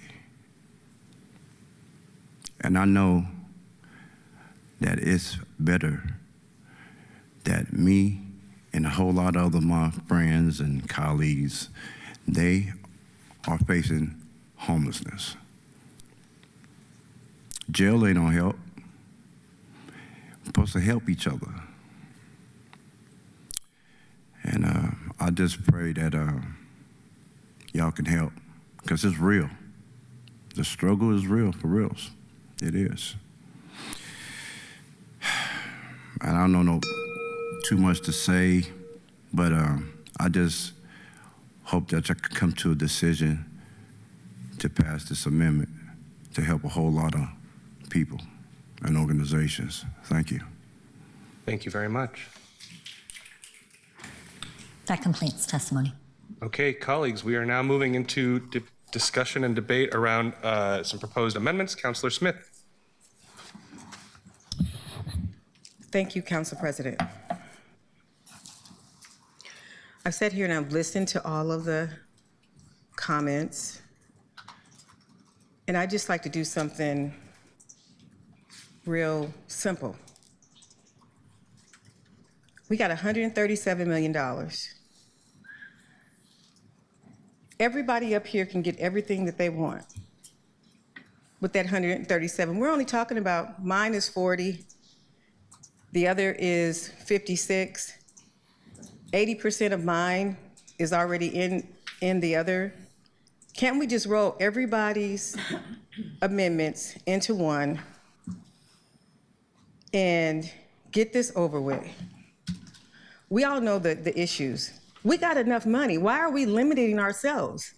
We're limiting ourselves. We can still give back the mayor the 8.6. We can still fund each and every one of these projects that are much needed. Let's just roll them on. I don't feel like arguing with y'all for another 2 hours. Second. I assume that was a motion. Yes, ma'am. Okay. Councillor Smith has moved her amendment. Councillor Pertolini has seconded. Colleagues, discussion about the amendment. Councillor Avalos? No. Councillor Murillo? No. Councillor Pertolini? Thank you, Council President. Colleagues, in my support of Smith 1, I need to provide a little bit of context. So please indulge me. I will stay within the 10-minute mark we are allotted. Council President, don't worry. I was hopeful that yesterday's consideration at the Housing and Permitting Committee of the funds ordinance would be about small changes to truly bring the housing proposal in line with a package where everyone's top priorities were covered. We have debated these funds for months now. We've held it over meeting after meeting, despite the public consistently, even today, urging us to appropriate these much needed funds. There have been significant disagreements about how to use the funds, and we've needed that time to work through those. That is how this form of government is designed, to represent as many voices as possible. It's a good thing. But what I thought would emerge from that process was either one of two things. Either we would lean in on one big thing, put all our money in one bucket so we could do it right, try something big, acknowledge that there would be winners and losers, but adopt a clear vision. Or we would find a compromise package, as Councillor Smith has just proposed, that encompasses much of what we've heard from community, that encompasses the top things we each heard and wanted to make sure we moved forward, where we each said our second, third tier things, okay, let's move on. And that second vision is what I consistently heard council and committee leadership talk about doing. Indeed, the council president emailed us following the most recent full council work session on this topic and said, quote, Councillor Avalos and I have worked to synthesize the priorities and ideas raised during that discussion in our roles as chair and vice chair of the Housing Committee, and we have prepared a draft ordinance that reflects the range of investments and themes we heard from council during the work session, as well as the feedback and testimony we have received throughout this process. So I apologize, colleagues, if I was way off in thinking that after months, we had collectively decided to move forward with a package where everyone could see the top priorities we had heard from community reflected, a package that 10 or 11 or 12 of us could feel really good about. But yesterday, I saw a significant change in approach, with many priorities that had been talked about from the beginning of this process stripped out in a meeting that ended at 5:30 p.m. in an expectation that we would be ready to react at 9:30 this morning. I don't know about you, but I did not have time to go back to all of the stakeholders I had talked to in the interim and see how they felt about the new proposal. Trust and collaboration break down when we rush changes after what everyone had thought was a robust process. And it cannot go unstated that that happened yesterday. But there's a policy problem before us too. And I'm gonna name some hard truths. Yesterday, we essentially said, we want to fund rent assistance and a few other small things, and Housing Bureau, we're actually gonna give you a big chunk of money back to essentially do what we've already asked you to do, what you were already planning to do. This from a city council that has spent months criticizing in the press and in person the leadership of this bureau and that has demanded that council have a more direct say in how the dollars are spent. So I'm a bit confused. And let's be clear, if the main thrust of what we want to do is make sure that we're peeling off some funds from what the Housing Bureau was already directed to do for rent assistance, we're frankly not doing it terribly well because we've not devoted enough to get everyone in shelter rehoused, nor enough to prevent evictions for more than a couple of months. We didn't stand up a long-term program. We've spread it out over years. I'm not saying it's not critical, it is, but we're not solving a problem there. But there is enough total money to do a lot of good. I'm getting to Smith 1, I promise. The Avalos Green Murillo Dunphy Peacockish amendment stripped this proposal of half of its homeownership opportunities. We stripped BIPOC-led affordable housing projects, including restoring Black homeownership in Albina.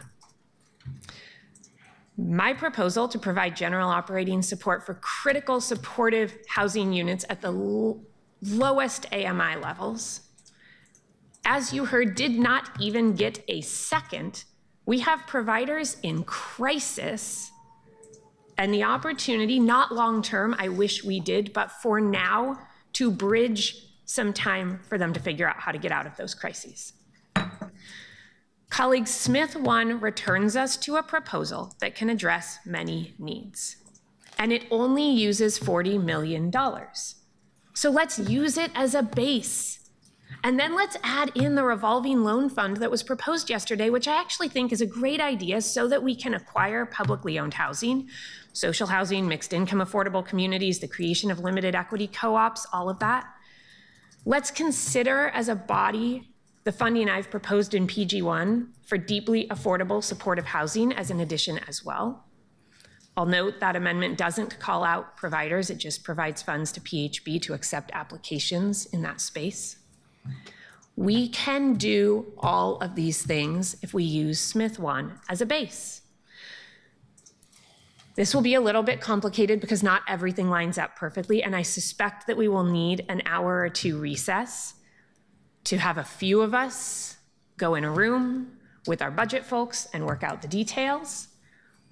But I don't think we have an afternoon session scheduled. I know I have other things on my calendar, but I'm happy to reschedule them so that we can get this right and do it today. We said we were going to try to meet as many needs as possible, even if we couldn't meet them fully. Of the two comprehensive proposals on the table, Smith 1 gives us the best base to do that. Let's add in the things that we put together yesterday. Let's pass Smith 1 and build on it from there with those other pieces. Let's do it today. Let's do it in an inclusive way. I am in. I hope you will join me. Please support Smith 1 and then a comprehensive conversation to get to the right place and meet all of these needs. Thank you, Council President. Thank you. Councilor Murillo. Thank you, Council President. I agree that we need to pass this today, and I think that we can easily do that by just putting things forward and voting them up or down and calling it a day, because that's what needs to happen. I really appreciate that. I think we have good choices before us, regardless of what we choose to do. That being said, I want to lay out my criteria for how I am going to think about the City of Portland giving money out and our long-term investments to address our housing and homelessness crisis. I'm going to start off by saying this. There are organizations that did not actually reach out to us for some of these dollars. They were approached by counselors who know them, and then they actually said, we don't need those dollars, but we're not going to say no to that money. And if any of these criticisms do not apply to your organization, then it is not about you. A hit dog will holler, though. So what I'm saying is that there are times where some of these organizations, if we are not properly vetting who is getting these dollars and what the outcomes are for low-income people of color, then that means that we are helping people of color, including my community, the Latino community, at the top, and not the people at the bottom. And that, to me, is not anti-racist work. That is not anti-racist housing work that is going to keep people housed long-term. Those are the criteria that I am going to look at. And frankly, some of these housing organizations, including many of those who are identity-based, have some of the worst outcomes as far as eviction rates go, as far as what is happening for the people of color who are the poorest and the most marginalized who are utilizing these services. So I'm not going to be admonished for looking at those structural issues rather than giving more power, more money, and more say to people at the top, because there is a material difference. These proposals were not rushed. The reason we had to have multiple discussions over and over again was because we kept getting new information from the Housing Bureau about how much money there was missing, which changes our consideration and our calculation for what can be done. If we have a certain amount of dollars being brought forward and we can do something bigger to address our long-term infrastructure problems, then I think that we have a responsibility to take a look at that. This proposal was also brought to us during the work session where we had ample time to discuss it. Councilor Green and I brought a document that everyone was able to review, and it was pretty well received, which is why we even pushed it forward in the first place. And we worked with the housing chairs to make that happen as well. So we need to talk about long-term infrastructure changes. We need to talk about the actual metrics and impacts when these dollars are given out. And it is not sustainable for us to go to our friends or people that we know and simply hand dollars out without metrics or without asking for information about how this is impacting the people who are at the very bottom. I'm taking the amount of dollars that we have to give out very, very seriously, and a revolving loan fund creates a structure that actually allows this to be sustainable rather than just something that we give out once and then it's done. And it doesn't actually save us in the long term. It doesn't help poor, marginalized BIPOC people who are at the very bottom of this scale, who suffer the most and the hardest and the longest, any long-term relief. So the proposal that we have brought forward does address those things. It was addressed in work session, it was addressed in committee, it has been addressed. And pass or fail today is okay. I am okay with it. I think that the community is right. We need to take action today regardless of what happens. But again, if these community organizations, regardless of who leads them, get to just get money because they came and testified or they had a meeting with one counselor without being properly vetted of what they're going to do with those dollars, what the standard metrics are for the success rates of getting low-income people housed long-term, then we are doing a disservice to the people that we're saying that we're trying to help. And there are city experts that know how to evaluate these proposals. Counselors as a whole up here, we are not housing experts. We have housing experts at the city, but we are not a grant-making body that should be just handing out dollars to people that we know. And to me, it was very disturbing to hear that an organization that could be getting dollars didn't even need those dollars and admitted that and said, we actually don't need these dollars, but we're not going to say no, because of course, who's going to say no to that? And I'm not going to name names because I think a lot of organizations are doing fantastic work, and this is some of the most brutal and difficult time to be doing this work. But I say that as a caution that we should not be doing that without really vetting these dollars. We have an opportunity to take one-time dollars and to convert them into long-term structural changes that could change what we do for social housing for generations to come. And so I hope that when we talk about debt buy downs and things like that that are going to permanently change how much the cost of rent is, that we really think about that. This is a permanent solution. This is changing the status quo in a way that we have never seen before. And so that's I'll just leave it at that. I will say my piece. But that is the metric that I will be looking at these amendments through. Thank you. Thank you, Councilor Murillo. Councilor Zimmerman. Thanks, Mr. President. Yeah, I agree that most of what is in Smith 1 as what's on the table could have been passed some months ago at this point. So thank you for bringing it back, Councilor Smith. I want to just highlight, because I think it can be hard to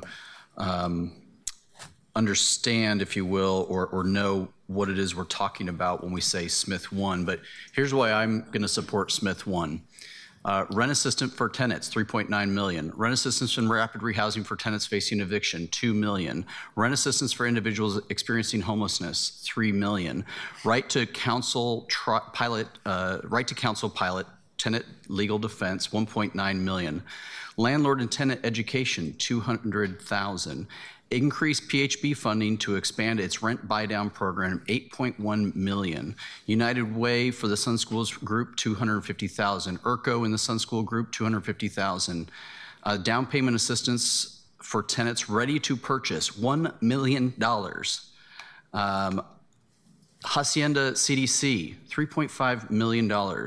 A backfill to the general fund of $5.1 million. Our House, housing some of our most vulnerable and health-related folks, $500,000 for an upgrade to keep that place open. Oasis for Praise, $2 million. Williams and Russell Homeownership Project in District 2, $1 million. SEI, $1.5 million for a homeownership project. Urban Plaza, $500,000. And Broadway Corridor of Mixed-Use Affordable Housing, $5.6. I don't want it to get lost about the awesomeness that is Smith 1. Right? I'm happy that you have brought this, and I will support it with all of my effort because a lot of the things in here I care deeply about. There are a couple of things that I didn't know a ton about until other members of this council told me more about them, and I'm with you on that if you brought it. I think that getting this money out the door is a good compromise between, do you put all money toward helping people with rent? Do you split some money toward that and put other money toward building new capacity? But what I see here is a mix of both. It's a mix of hundreds of units worth of development. It's a mix of rental. It's a mix of ownership. I appreciate the comments that were talked about helping people once they are in home ownership, because that is still a challenge.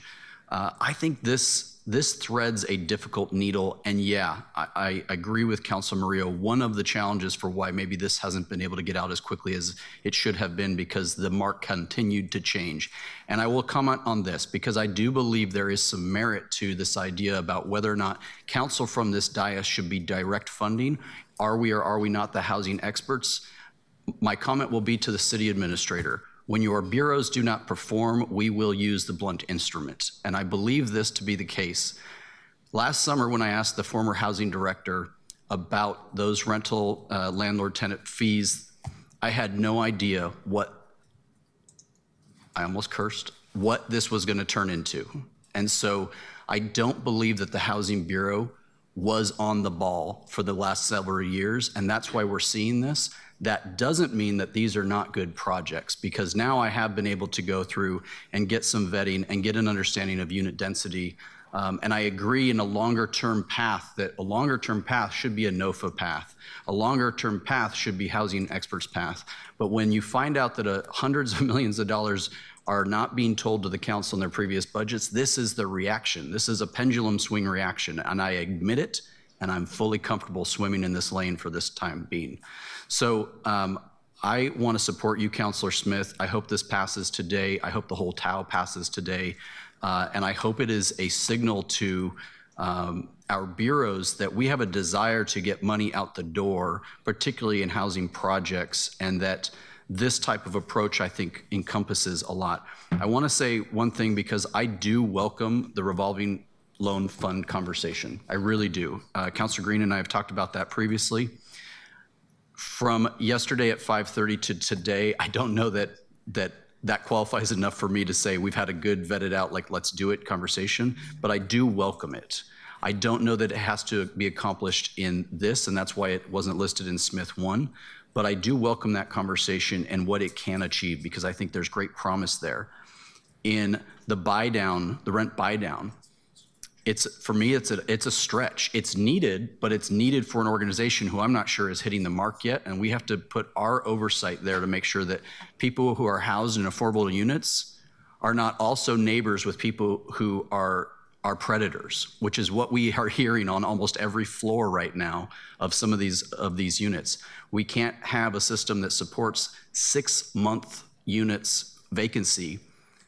That cannot happen in a going forward system. We cannot have publicly subsidized units be in the 1,000 mark vacancy number.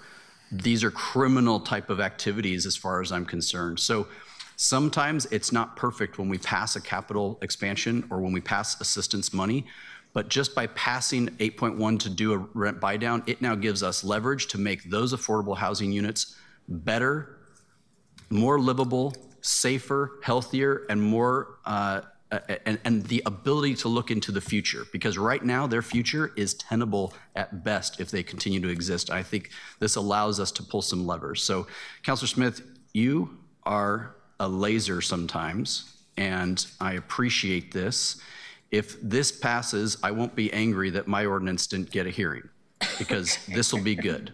And you've expanded even further. And your dedication to, is it 20 million, 40 million, 106 million, or 137 million has been helpful. And so thank you, Councilor Smith.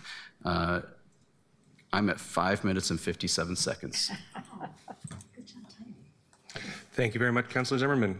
Councilor, checking the queue. Councilor Smith, you are in the queue, but you introduced this item, so I'm trying to see if Councilor Canal, you have not spoken on this item yet. Thank you.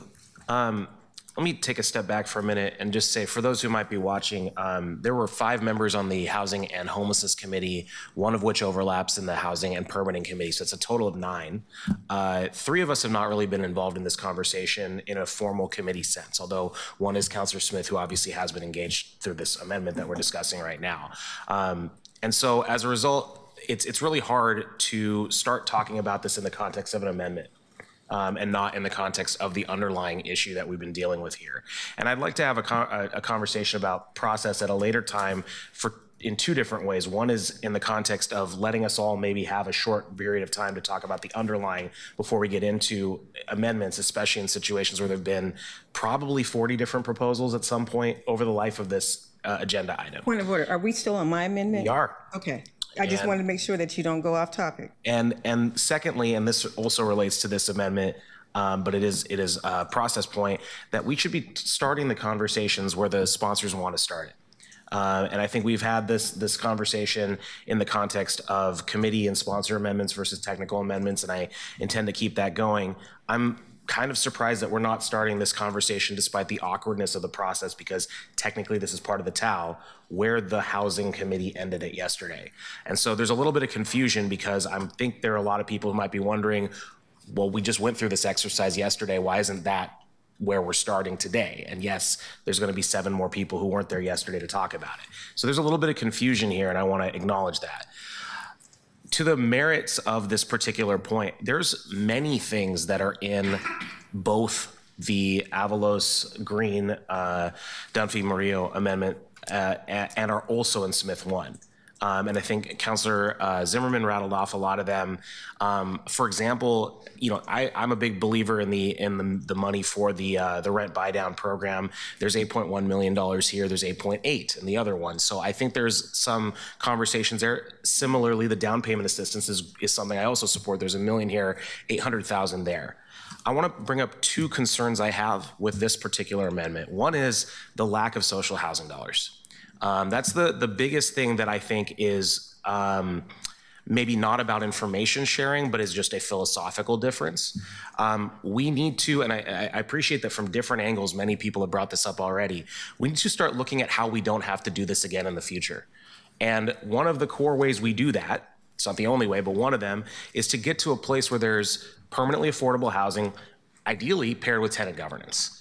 And if you pair those 2 things together, we're not going to be having this conversation 5 years out. Whereas a lot of what we're talking about doing right now is maintaining a system.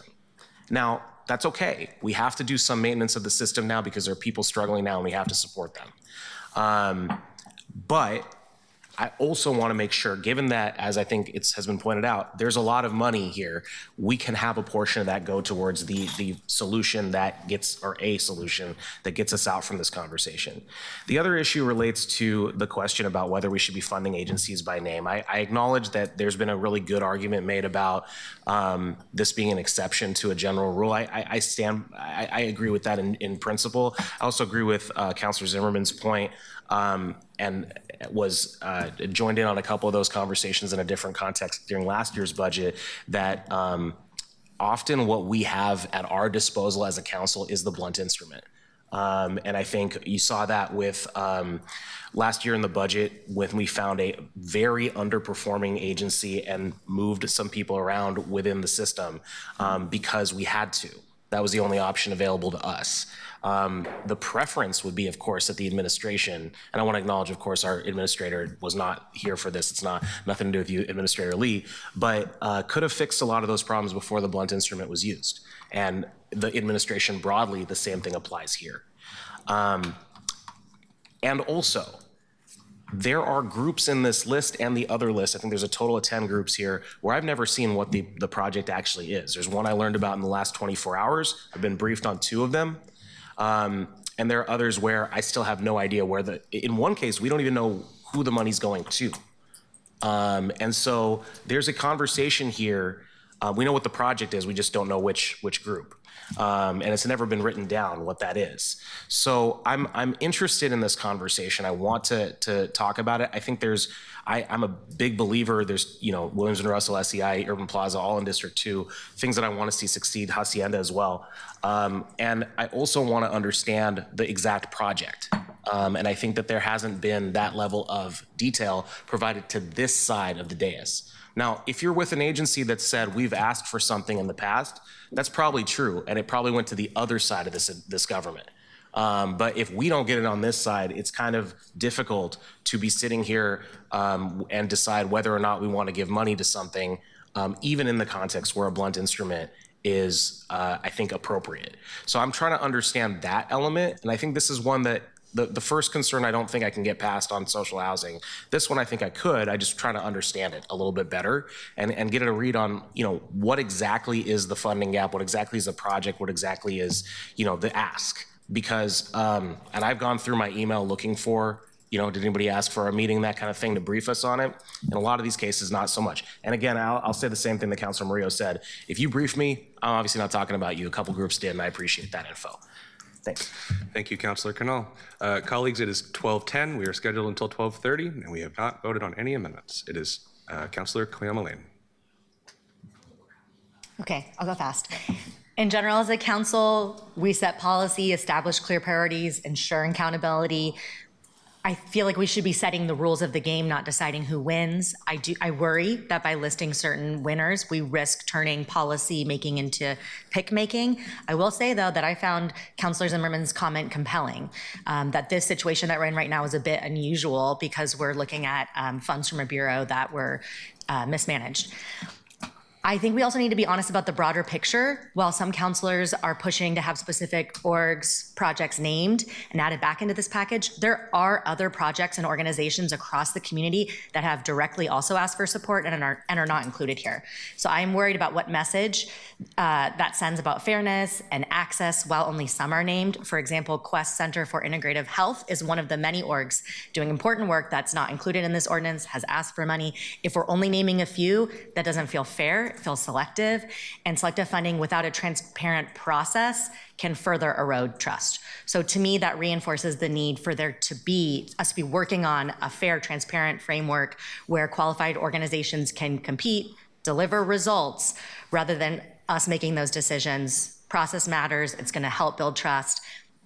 Above all, passing something today is a really big priority for me, not something perfect, something real, something actionable.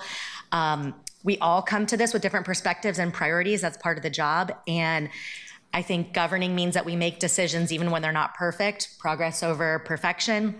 I kind of think if everyone walks away a little bit unsatisfied with a few things they're happy about, that's probably means we did our jobs. And what wouldn't be okay is if we walk away without making decisions without passing anything today and leaving these resources still sitting idle while we have folks telling us, please figure this out. Dollars sitting are not going to serve people, but action will. Thank you, Councilor Cleoma-Lane. Councilor Novick. Thank you, Mr. President. I, first of all, wanted to say that one issue I have with Smith 1 as opposed to the proposal that came out of the Housing Committee is that my highest priority is to make sure that we allocate all $8.6 million that could legally be used from the transient lodging tax for the general fund, because I want to avoid layoffs. I want to avoid closures of fire stations, and getting in that using all 8.6 million for that purpose is of paramount importance to me. I also wanted to agree with Councilor Murillo that I think that we should not be in the business of picking, and Councilor Kamalain, of picking winners and losers. I think that we should be deferring to the expertise of the bureaus, except in extraordinary circumstances. I've been doing some research over the last day. I do think that the Hacienda proposal meets the definition of extraordinary circumstances. It was a project that was not Hacienda's project. It was a project that was underway, and it was foundering, and Hacienda was asked to come in and save it. There's $17 million of public money committed. They can bring 57 units online. It's a project already partly constructed with our additional help. So we'll be supporting Pirtle Guinea too. I also wanted to say that, we're not all getting everything we want out of this. I think that too much money in the Avalos-Dunphy proposal is going to rent assistance for people who are not yet facing eviction. But I think we can come up with a package that gives everybody something of what they wanted. And I think that we don't have to, I'm going to oppose Smith 2, but I'm going to support some modifications to Avalos-Dunphy. Thank you. Thank you, Councilor Novick. Councilor, I'm looking to who has spoken. Councilor Clark. Thank you, Council President. I have to say I'm pretty mystified by this whole conversation. I was not involved in the conversation in the committee. I'm interested in what I learned today about what happened in the committee. I was at one time a housing expert 40 years ago. I'm no longer a housing expert, but I'm very supportive of things like social housing, revolving loan funds, limited equity co-ops. These are things I worked on in the past, including fair housing, lots of things at the state level. But right now, I'm mystified why we are so divided, excuse me, and why we have enough money, as Councilor Smith indicated earlier, to do all these things, to support all the things that we've heard from excellent, compelling testimony today. So I'm really mystified why we are so divided over this when we can fund everything that's on the table. It's just making me a little bit crazy that we can't do this. It just seems like a common sense approach. And we can, once we pass Councilor Smith's amendment, we can add things to it. There's nothing that says that we can't. It does seem inappropriate to me that we're doing this as a part of the TAO and not in a regular process. But be that as it may, I'm going to be supporting Councilor Smith's amendment. Thank you, Councilor Clark. Councilor Ryan. Thank you, Council President. First, I'm here in support of Councilor Smith's thoughtful housing proposal, and I would like to make it a bit friendlier. At yesterday's Housing and Permitting Committee, I testified to raise two of my concerns regarding our funding of affordable housing in Portland. I would like to see a transparent discussion about accountability and identify what success will look like as it relates to safety, living conditions, and vacancy rates for projects and organizations that are funded through tax dollars. City funding housing awards should include achievable outcomes for partner organizations providing data-driven performance metrics. We need that standard now. It will be hard for me to support funding proposals without measures that integrate accountability and transparency. I'm also supporting programs for home ownership. In fact, Councilor Smith, I made that clear when I was Housing Commissioner in 21 and 22. So that's something I will continue to support. I'm supportive about investments that get to the root cause of the increasing number of chronically homeless people on our streets. In fact, those who are working a recovery program and should be prioritized. And I think that what you were trying to do with your amendment in the other one that you now abandoned to go to this one, I wish we could marry that together. So I don't know how that's going to happen in the time we have left. And as always, families should always be prioritized. So if we can add the behavioral health angle from Pirtle Guinea 1 somehow magically into the Smith, that would make this a lot easier. I have so many stories dating back to 2020 on this. I'm just gonna, would you like to comment? No, you're absolutely right. We've heard some of the similar stories, and I don't have a problem with rolling in Pirtle Guinea 1 to this, and which would satisfy what you're concerned about. I don't have any problem with rolling in the social housing piece that Councilor Avalos is interested in. I don't have any problem with adding anything, but see, you hit the nail on the head, Councilor Zimmerman. Councilor Smith, I'm sorry, Oh, sorry. this is Councilor Ryan's time. I'm going to you next. Sorry. Thank you, Well, Mr. I President. started that.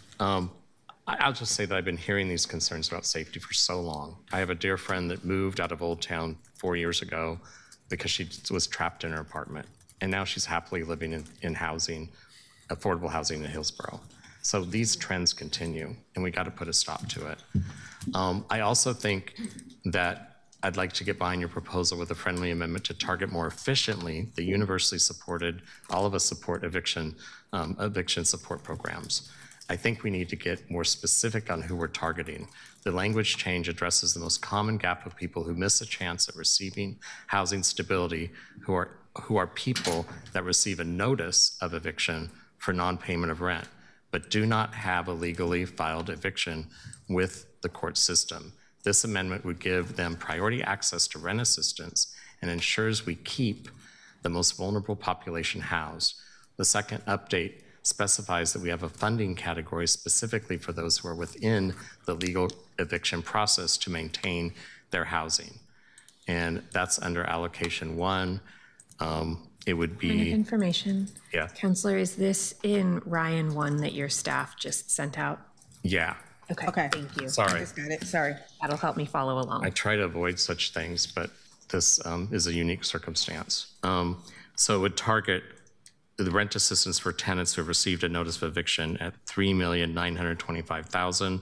It would look at rent assistance and rapid rehousing for tenants facing eviction who have a pending court date or active eviction filing, and that's $2 million. I just want to make sure that we target those who we keep mentioning and not have it just be open. And I think I've heard that from a couple other counselors today. I hope you find that friendly. I do.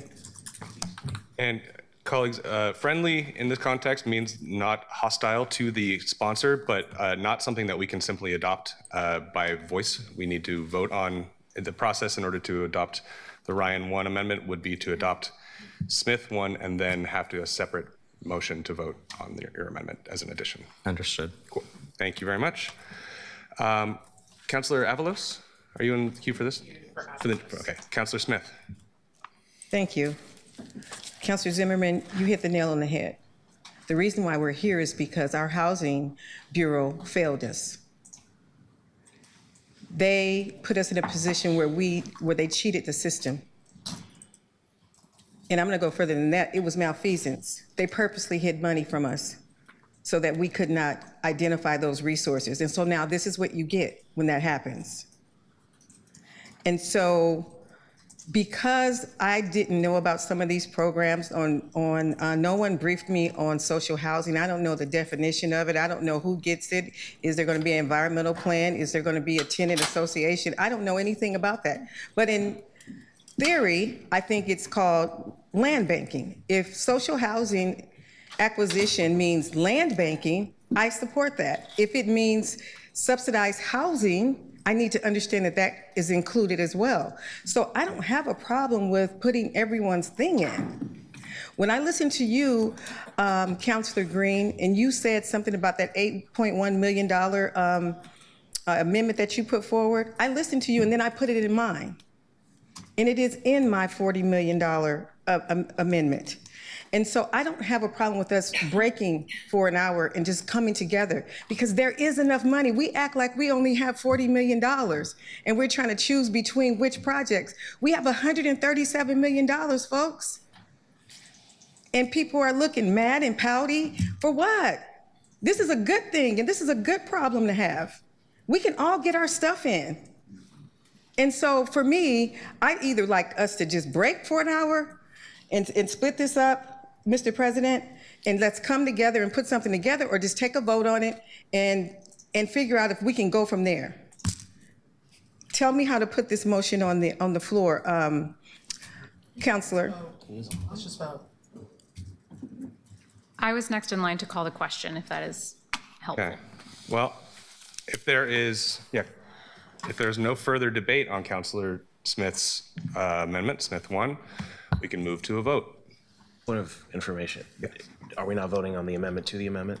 Amendment to the amendment will come after. It has to be adopted first. Or Councilor Smith could withdraw her motion and then submit a new one. But according to the city attorney's office, the motion is you can't amend an amendment while it's open. Or make a new amendment. You can make a new amendment and move that. And then we can move back. Point of information, is that a new interpretation? Because I believe we have amended amendments in the past. Several times. And if that's outside of the rules and you're ruling, Council President, that we should not do that, understood, we can decide if we want to overrule that decision on your part or not. But this is different from what we've done before, so I want to understand what the baseline is for us. My understanding is that we cannot amend an amendment that has been moved and debated, moved and seconded in the same motion. That we would need to either pass the amendment and then amend it further, or withdraw the amendment, amend, and reintroduce. This is from City Attorney's Office. So we can have one layer of amendment to an amendment. We can't have two layers of amendment to amendment. So there could be an amendment to the pending amendment. You would vote then on that layer of amendment before getting to the Smith 1 amendment. So you could do that. And I think that's consistent with information in the chat. Okay, so then I guess we're not moving to a vote, so I will recognize Councilor Murillo, who is back in the Okay, queue. so my recommendation, given that information, is that we vote on Councilor Ryan's amendment to Councilor Smith's amendment. Then, regardless of what happens with that, then we vote on the final amendment. And I propose that we move into both of those votes now. Thank you. Councilor Ryan, did you move and second? Was there a second on your amendment to the amendment? It wasn't presented to Second. be seconded, but it was a friendly conversation. Okay. Is there a second? Second. Okay, so now, as I understand it, and I'm just saying these things out loud and slowly so people tell me if I'm doing things wrong. Councilor Ryan's amendment to the amendment has been moved by Councilor Ryan, seconded by Councilor Smith. Yes. We now move to a vote on the amendment to the amendment, and then we can move to a vote on Smith 1. Okay, can we please call the roll on Ryan 1? Canal. No.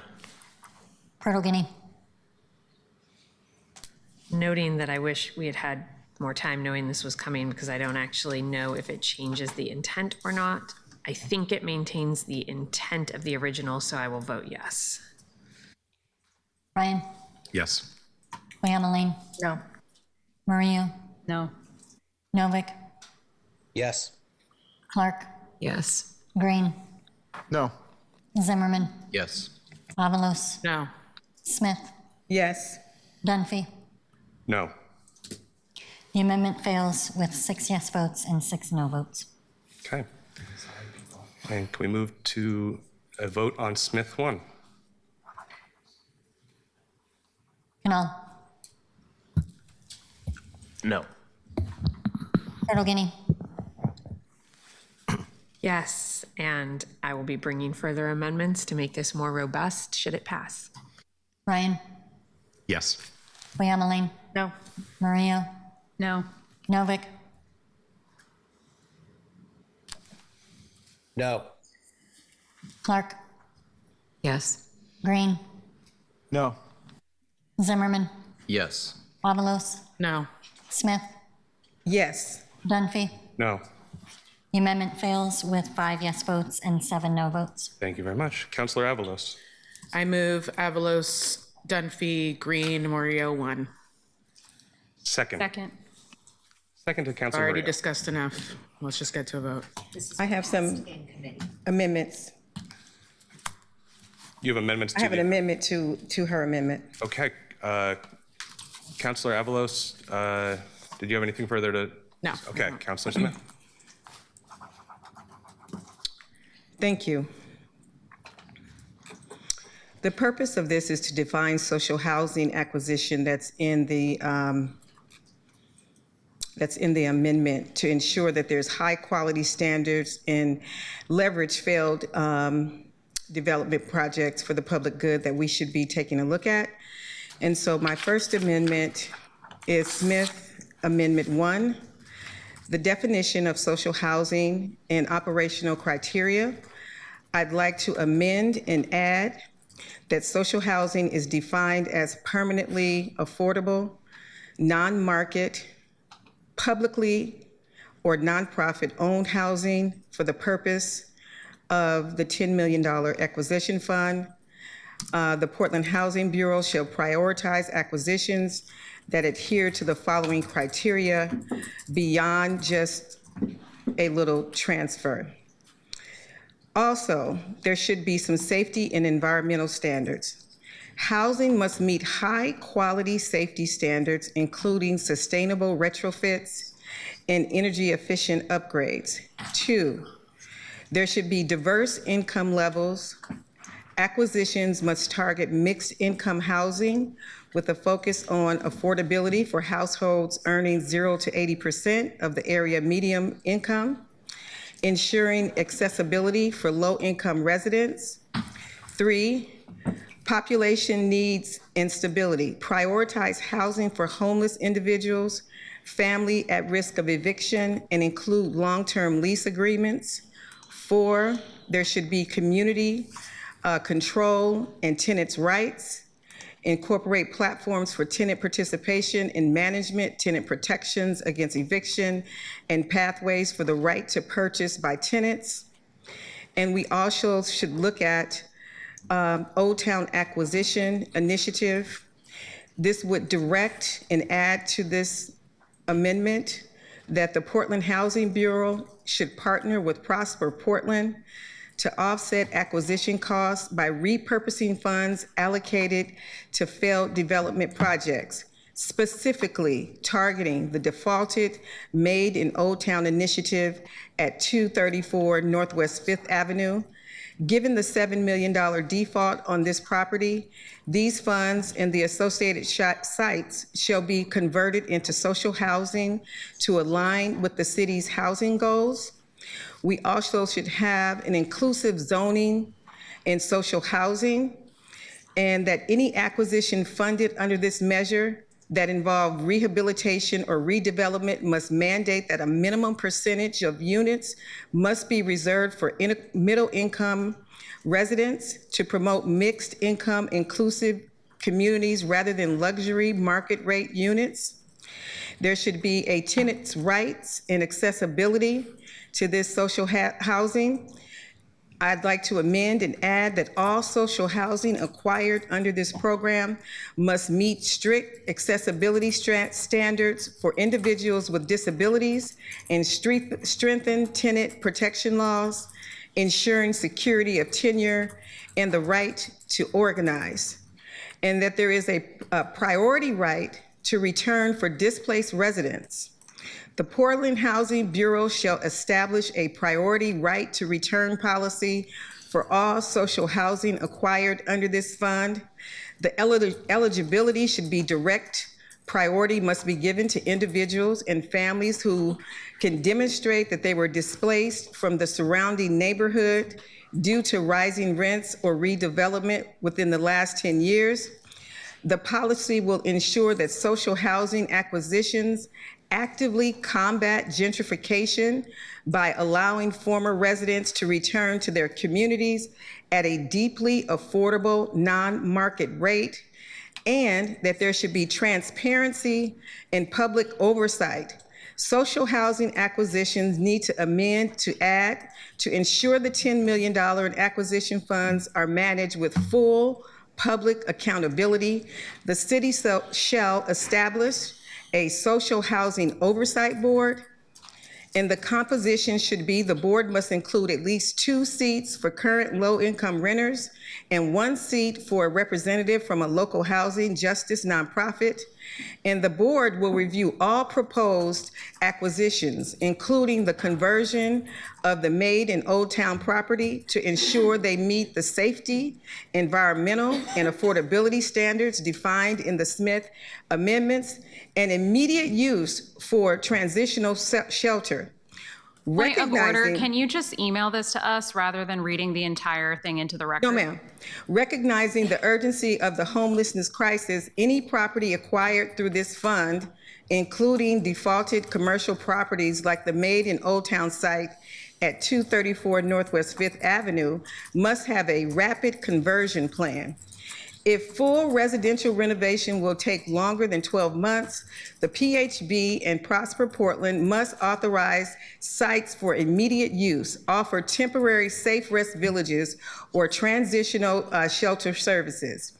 These services must include the mental health and addiction support resources outlined in the Smith Amendment to ensure residents are supported while permanent social housing units are constructed.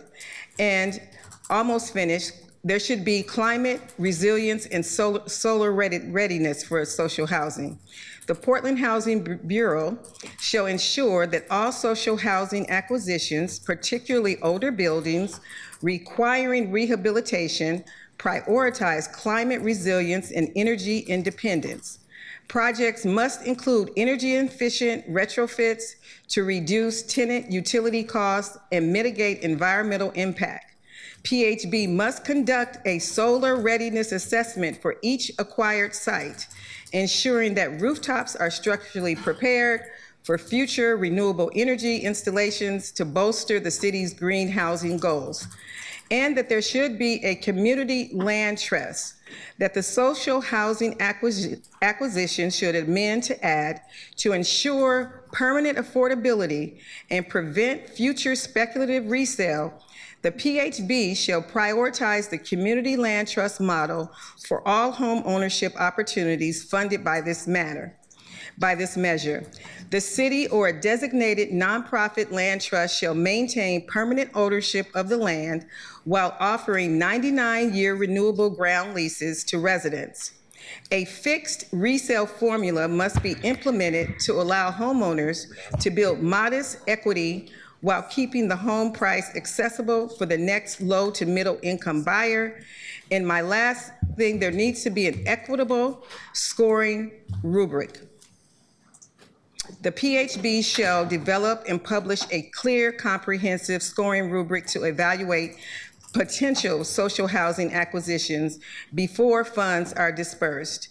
Higher scores shall be awarded to projects that deliver more units at a lower per unit price, broader geographic distributions, specifically in high opportunity areas or transit corridors, and measurable social outcomes such as proximity to grocery stores, parks, and essential health care services. Thank you, everyone, for listening to this. The reason why I put this out here and put this amendment forward is because we just have social housing acquisition. It does not indicate what that means or what the definition.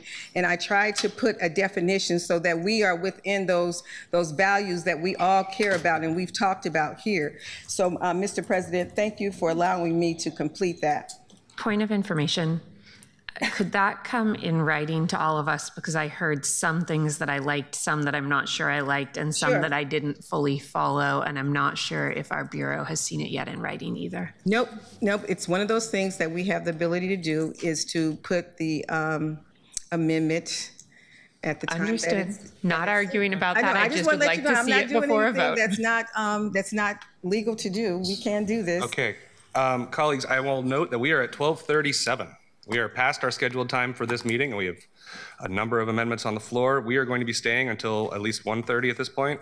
I am extending our time, and if we need to bump the work session in order to finish this, we're going to do that today. So I hope no one is hungry. We have an amendment, Lindley, per the previous conversation we had, you had said that an amendment to an amendment would be acceptable. A series of amendments to amendments would not be. Is that correct? And additionally, this sounds like a budget note specifically to me, since we are on the TAO ultimately. Is that accurate? Am I reading these, that we can have a conversation about this as a amendment to an amendment, but if further amendments to the Avalos Green Murillo one will need to come after? Correct. We would. So you need to ask me. You can do the first one, and this was a long amendment, but it dealt with certain sections. Okay.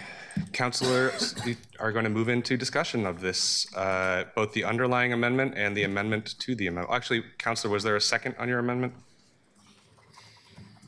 Second. There you go. Okay, Councilor Murillo. I move to call the question on the essay that Councilor Smith just read for us. Okay. A motion to call the question requires a roll call vote, and It wasn't an essay, Miss. Takes precedent over other amendments, so I believe we have to move. It requires a second as well. Also requires a second. Is there a second to call the question? Second. Councilor Koyamalain seconds. Please call the roll on the motion to call the question on Smith 2 to the Avalos 1. I think. That means we're voting. We're voting on what Councilor Smith just read. Calling the question. That's We're voting to vote. We have to vote, and then we'll vote on voting. Correct. Thank you. Thank you. Thank you. Okay. This is the vote to vote. Okay. Call the question vote. Yes. Thank you. Canal. No. Pearl Guinea. Too many questions about what was just put out there, no. Ryan. No. Koyamalain. Yes. Murillo. Yes. Novick. Ditto to what Councilor Purtle-Guinea said. No. Clark. No. Green. Yes. Zimmerman. No. Avalos. Yes. Smith. No. Dunphy. No. The motion to call the question fails with 4 yes votes and 8 no votes.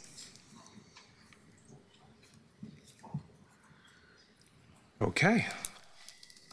Councilor Purtle-Guinea. Council President, I'm still waiting to see this in writing. I assure you, I am not trying to delay, but I'm going to have to pull myself out of the queue until I can see this. Sounds good. Councilor Avalos. This body passed the Social Housing Study Resolution 12-0. There is work ongoing. I am literally in meetings every week working on all of this. It's part of the Unified Housing Strategy. We do not need to be making some, I don't even know what that was, but we do not need to be doing that on the dais right now. We have a process for a reason. And the whole point is that we are moving as one body, as one city. And this kind of arbitrary language that has not been vetted by the Housing Bureau. And they are already crafting all of these things. It's part of the study. It's part of UHS. It is deeply inappropriate to be putting this kind of language and parameters before we let our staff finish their project. In fact, we're getting an update on the language at the next Housing Committee meeting in May. So please vote this down. It is deeply inappropriate and disturbing to me that we are doing this. Thank you, Councilor Avalos. Councilor Novick. Oh. Legacy hand, sorry. Thank you. Councilor Purtle-Guinea, are you back in the queue? Yeah, I think I'll say this, Councilor Smith, I liked where you started with this. If this were a narrower amendment to ensure that we had some parameters around what we were asking for here, I could be supportive, but I don't think that I can support something this extensive right now. Yeah, I realize it's very extensive, and I apologize for that. I just wanted to give us some parameters of how we're moving. I'm deeply troubled that one of my colleagues is deeply troubled by what I just wrote, because I never say anything about anybody's that they put forward. So we have to make sure, excuse me, what did you say? You spent the whole meeting doing that. So it was about 10 minutes. Colleagues, It was 10 please. minutes. You missed yourself. Councilor You're Purtle-Guinea dismissed is currently yourself. the only councilor who's been recognized to speak. Yes. Thank you. Thank you, Council President. Again, a more narrow amendment, I could have supported. I like the idea of us providing some parameters here. I don't think I can support something this extensive. I understand why it was put forward. Thank you. Thank you. Thank you. Counselor Ryan. No, Oh, Counselor Mario. I'm hungry. I like actually a lot of what was said, but there is a process already in the works for this. So I'm going to ask my colleagues to reconsider calling the question so that we can vote on this amendment. I think I'm the last person in the queue, so we need to go. We can, yes, with that, we can move to a vote on Smith 2. This is an actual vote, not a vote to vote. Please. No. No. Okay, thank you. Purtle Guinea. No. Ryan. Yes. Oyama Lane. No. Mario. No. Novick. No. Clark. Absent. Green. No. Zimmerman. Aye. Avalos. No. Smith. Aye. Dunphy. No. The amendment fails with 3 yes votes, 8 no votes, and 1 absent. Okay. Counselor Canal. Move to limit debate and ask for unanimous consent to do so on the amendment. Counselor Canal has moved to limit debate to those in queue. And is there a second? This would be to vote on the The underlying Avalos Green Maria. second. Okay. Do we need to vote on the motion to limit debate now? Okay, cool. Oh, and he asked for unanimous consent. Is there unanimous consent to limit debate? Anybody? No, there is not a unanimous consent. Can we please call the roll on the motion to limit debate to those in queue? Canal. Aye. Purtle Guinea. I have amendments to move, Chair, so I'll be voting no. Ryan. No. Oyama Lane. Aye. Mario. Aye. Novick. No. Clark. Absent. Green. No. Zimmerman. No. Avalos. Apologies, this is to limit debate, yeah? Yeah. Yes. Smith. No. Dunphy. Yes. The motion to limit debate fails with 5 yes votes, 6 no votes, and 1 absent. Okay. Counselor Purtle Guinea. Colleagues, I have a few amendments that I said were relevant to Avalos Dunphy Green Mario 1 at the top of the meeting. It was a no on limiting debate because I was worried that would limit me to just moving one of these amendments, and there's a few I'd like to make sure we consider today. I would like to start with, where do I want to start? I think I'd like to start with Amendment 2. PG2 is $3.5 million in gap financing for Hacienda's Monarca project. A few people have mentioned today that this feels like a project that brings up exceptional circumstances. There's a significant amount of public dollars invested in this project already. The original developer was not able to complete the project. It is sitting as a completed shell. Permits done, foundation in, shell built. Just a few blocks from the Max line, just a few blocks from the freeway. And with gap funding, by the end of this year, I believe, Hacienda will be able to bring on over 50 2- and 3-bedroom units. Because, colleagues, I heard a few people say that this might be an exception to their opposition to named projects, I'd like to start with this amendment. I move PG2. Counselor Purtle Guinea moves PG2, and Counselor Smith seconds. Okay. Folks in the queue are to the new amendment, the amendment to the amendment. Robert, can you clarify for us? I'm confused about this. I'm sorry. I'm losing the track of how we are amending amendments, and Lindley also may have some. Yeah, I mean, do you want to? Go for it. Okay. Okay, thank you. So we can do one at a time, 2 options. We can do one at a time, vote on each amendment to the package at a time. Or there can be an omnibus. I have 5 amendments to Avalos. I want them all as one package of an amendment that you would have one vote on. But you can only have one on the table to consider at a time. An amendment, we can have one amendment to an amendment at that time. Yep. Understood. Thank you very much. Okay.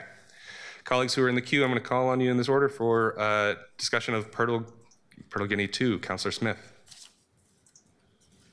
Thank you. I appreciate you putting that forward, Councillor, because that's so very important. While it is not in District 1, it is so important to this community to be able to put this many affordable units in by the end of December 2026. So I support you wholeheartedly. Thank you. Thank you, Councillor Smith. Councillor Novick. I've already said this, but I want to reiterate my support for this amendment. I think this is an extraordinary circumstance, and I hope that we can get agreement on it. Thank you, Councillor Novick. Councillor Green.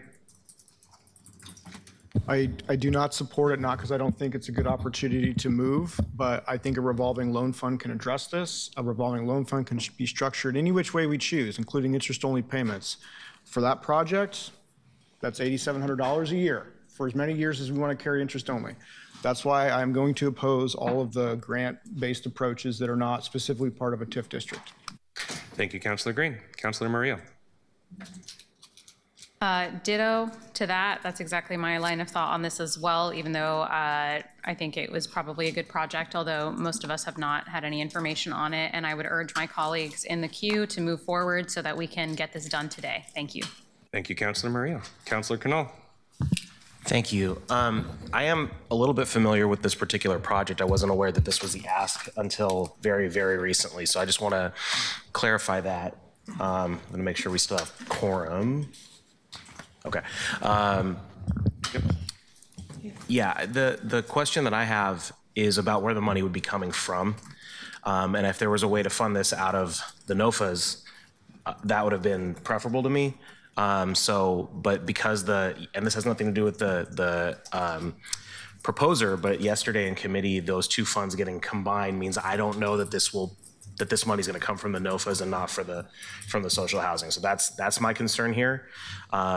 And I'm already pretty concerned. I think this is a comment that a few of us have made. I don't know what the administration is going to do after this happens. And so clarity on ensuring that there's social housing, that money's protected is really important to me.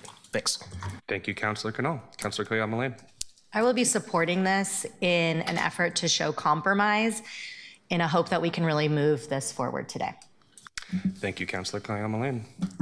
Colleagues, seeing no one else in the queue, Keelan, can we please call the roll on PG2, Purtle Guinea 2? Canal.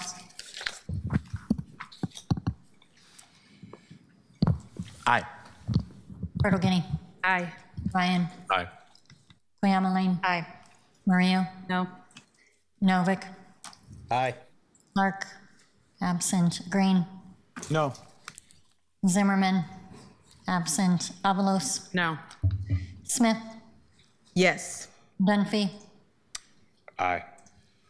The amendment is approved with 7 yes votes, 3 no votes, and 2 absent. Okay, Councillor Canal. Oh, yeah. Sorry, Councillor Clayton-Mullane, are you in the queue for this still? Or is it okay? Councillor Purtle Guinea. Thank you, Council President. I would move PG1. We heard from multiple providers today that there is a dire need in a portion of our housing continuum that is not addressed in this funding. This is an ongoing need, and these are one-time dollars, and that does make me nervous. One of our colleagues asked how I could bring this forward, given that contradiction. I can do so because I have heard from some of the providers in this space that there is a need for a little bit of bridge while they figure out what the long-term path is for units like this. I believe we can help to provide that bridge. And so I'm bringing this forward today with the clarity for providers that I cannot assure us that these dollars will continue. This is a one-time piece to provide that bridge. We need to make sure we do not lose the housing that supports some of the folks in our community who have the most challenges staying housed, and who, for housing providers, are the hardest to serve. We need to keep those units online. There is work to do over the long term, but I'd like us to consider providing the bridge to that work as part of our conversation today. That is what PG1 does. I would ask for a second. Second. I'm sorry, Council President, I just would like to note that this does not name providers. Okay, thank you very much. Councilor Pertolini moves PG1. Councilor Ryan seconds.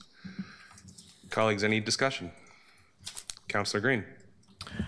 Thank you. I'll be brief. I appreciate the intent and the effort, and we talked about this in committee. I'm not going to support this today because I cannot take money from a pot that is for revolving loan and social housing acquisition for this purpose. If everything is true about the other money available that Councilor Smith laid out, I haven't had a chance to check her math, but if that is true, then I look forward to seeing an effort to fund these sorts of projects with that other pot of money at a different meeting. Thank you. Thank you, Councilor Green. Councilor Novick. I would support this if the money was coming out of the rent assistance pot, particularly rent assistance for people not even facing eviction. And that's based on my concern about, as Councilor Bertolini mentioned herself, funding ongoing needs with one-time money. I think that the rent assistance also funds ongoing needs with one-time money, so I'd be okay with taking it out of that pot, just not out of this one. Thank you, Councilor Novick. Colleagues, seeing no one else in the queue for discussion, Keelan, can we please call the roll on PG1? Bertolini 1.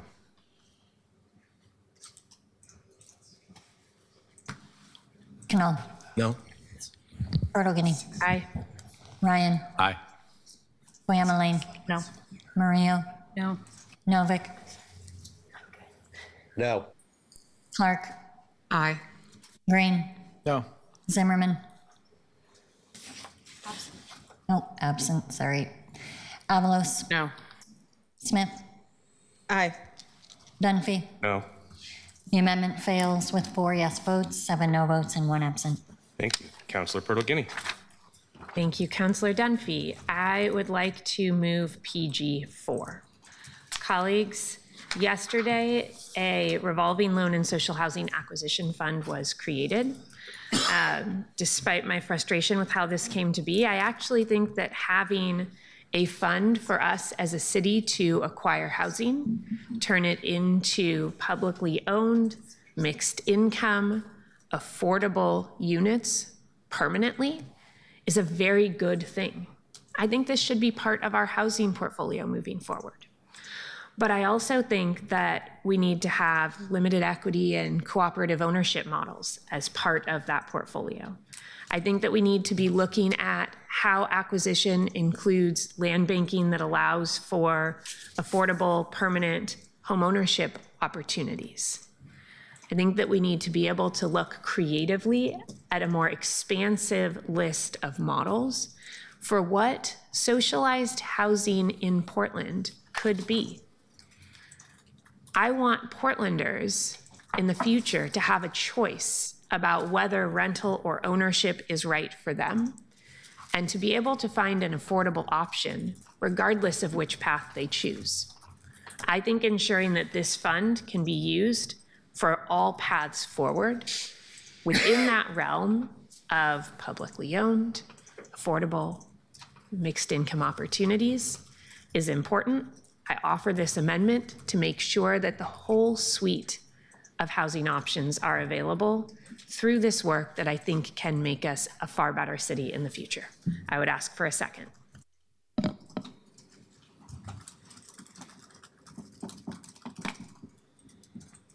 Second. Yeah. Councilor Novick seconds. Councilor Murillo.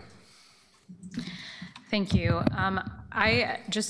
I appreciate the intention of this. I don't really have an issue with that. What I do have an issue with is diluting an already diluted bucket that is giving us a generational opportunity to create long-term social housing. That is why I'm not going to be supporting this. And revolving loan funds are not typically for affordable housing alone, so that is not really how these funds are used in other jurisdictions. So that's why I'm going to be a no on this. Thank you, Councilor Murillo. Councilor Canal. Ditto. Thank you, Councilor Canal. Councilor Smith. Thank you. I'm not quite sure what this exactly is, but I thought your amendment was also putting back in Williams and Russell for homeownership, and it was also putting back in SEI for their homeownership pot, not to go in to go apply, but they were going to get funded as they were funded in the original underlying. I've not yet moved PG3, which does include those named projects. Okay, so you just jumped over it? I'm going out of order. I went 2, 1, 4. I'll do 3 next. Okay, okay. Thank you. Thank you, Councilor Smith. Colleagues, seeing no one else in the queue, can we please call the roll on Purtle Guinea 4? Canal. No. Guinea. Aye. Ryan. No. Cleomeline. No. Murillo. No. Novick. No. Clark. Aye. Green. No. Zimmerman. Aye. Avalos. No. Smith. Aye. Dunphy. No. The amendment fails with 4 yes votes and 8 no votes. Thank you. Councilor Purtle Guinea. Thank you, Council President. Colleagues, I pre-filed a 4th amendment, Purtle Guinea 3. I would like to move that amendment at this time.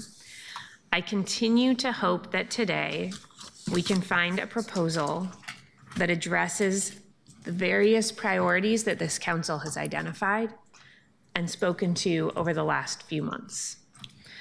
It is true, as some of my colleagues said, that there are many projects we could have funded. And I don't actually know how this original list came to be. But I know that there are a couple of projects that have been part of the public conversation for a few months now. And I'd like to advocate for keeping those in because they have been part of the conversation for a few months. Because when we first said there are extenuating circumstances here, money was not spent, what can we do? This was the conversation. This money funds housing opportunities for projects that are led by BIPOC developers to serve their communities. It includes both rental and homeownership opportunities. It includes financing in a space where we know there are multiple players, but where we know that putting some funds on the table and asking those players to sit down together to figure it out is the only path to getting that housing back online quickly. If some of the concerns that my colleagues raised previously about whether providers needed funds or not have to do with these 3 projects, I don't know because I have not heard that before today. If some of the concerns my colleagues raised that counselors went to providers instead of providers coming to us to identify need were about these 3 projects, I don't know because I did not do that.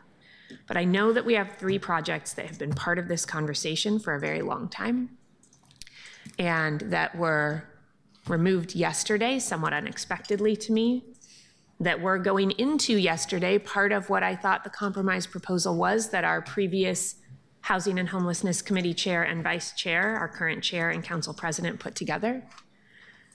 And so rather than reviewing all of the projects again, I'd ask that those 3 that were part of the proposal that came to housing yesterday continue to be part of this proposal. And I would ask for a second for PG3. Second. Councilor Purtle Guinea moves PG3. Councilor Smith seconds. Councilor Smith. Yes, thank you. Thank you for bringing that up. And I do remember back in December that a couple of these programs contacted your staffer, Devin, and then Devin contacted me. That's how I found out about it. So I appreciate Devin giving us a call to give us a heads up on it. This is so very important. This goes back to what I was saying before. This particular amendment should not even be right now. It should be a part of the underlying that the chair and the vice chair put forward.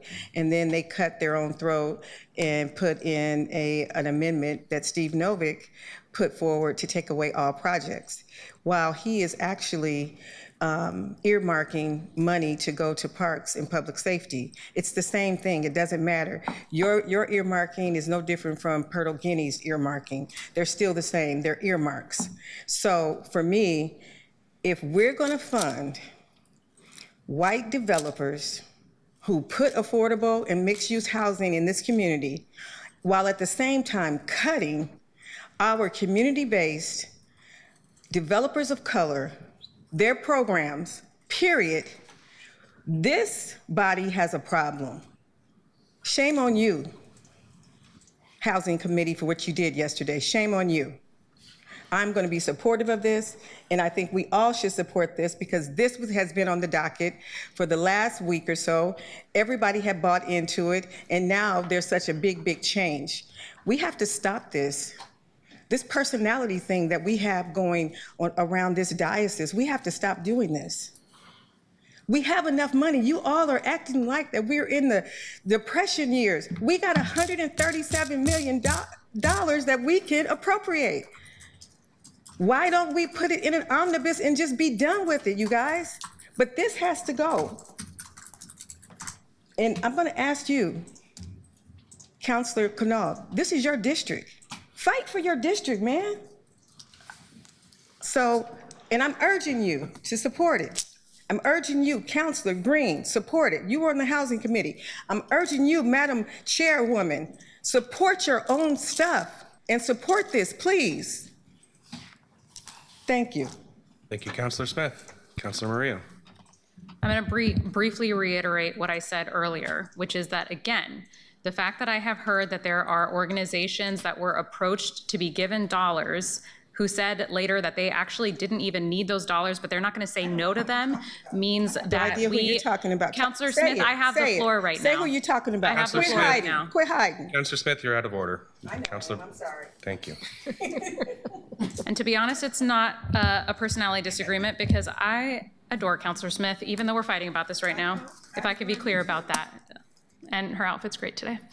But here's the thing. I think on a principle level, for all developers, regardless of who they are, who are working on these projects, I need to see metrics that they are going to do a good job and that they are going to fulfill the promises when they get these dollars. So I am really concerned when this body, and I have said that for other things before, including issues that really matter to me. There was an immigration vote, and I said that's going to be the last time that I'm going to be giving out dollars without making sure that there are metrics for how and why we are doing those things. And I'm an immigrant. Those issues directly impact me. So it's not about that. It's about the fact that we have a one-time opportunity with these dollars, which we shouldn't have. We should have known about these dollars a long time ago, to do something that will make a generational difference for people generations to come.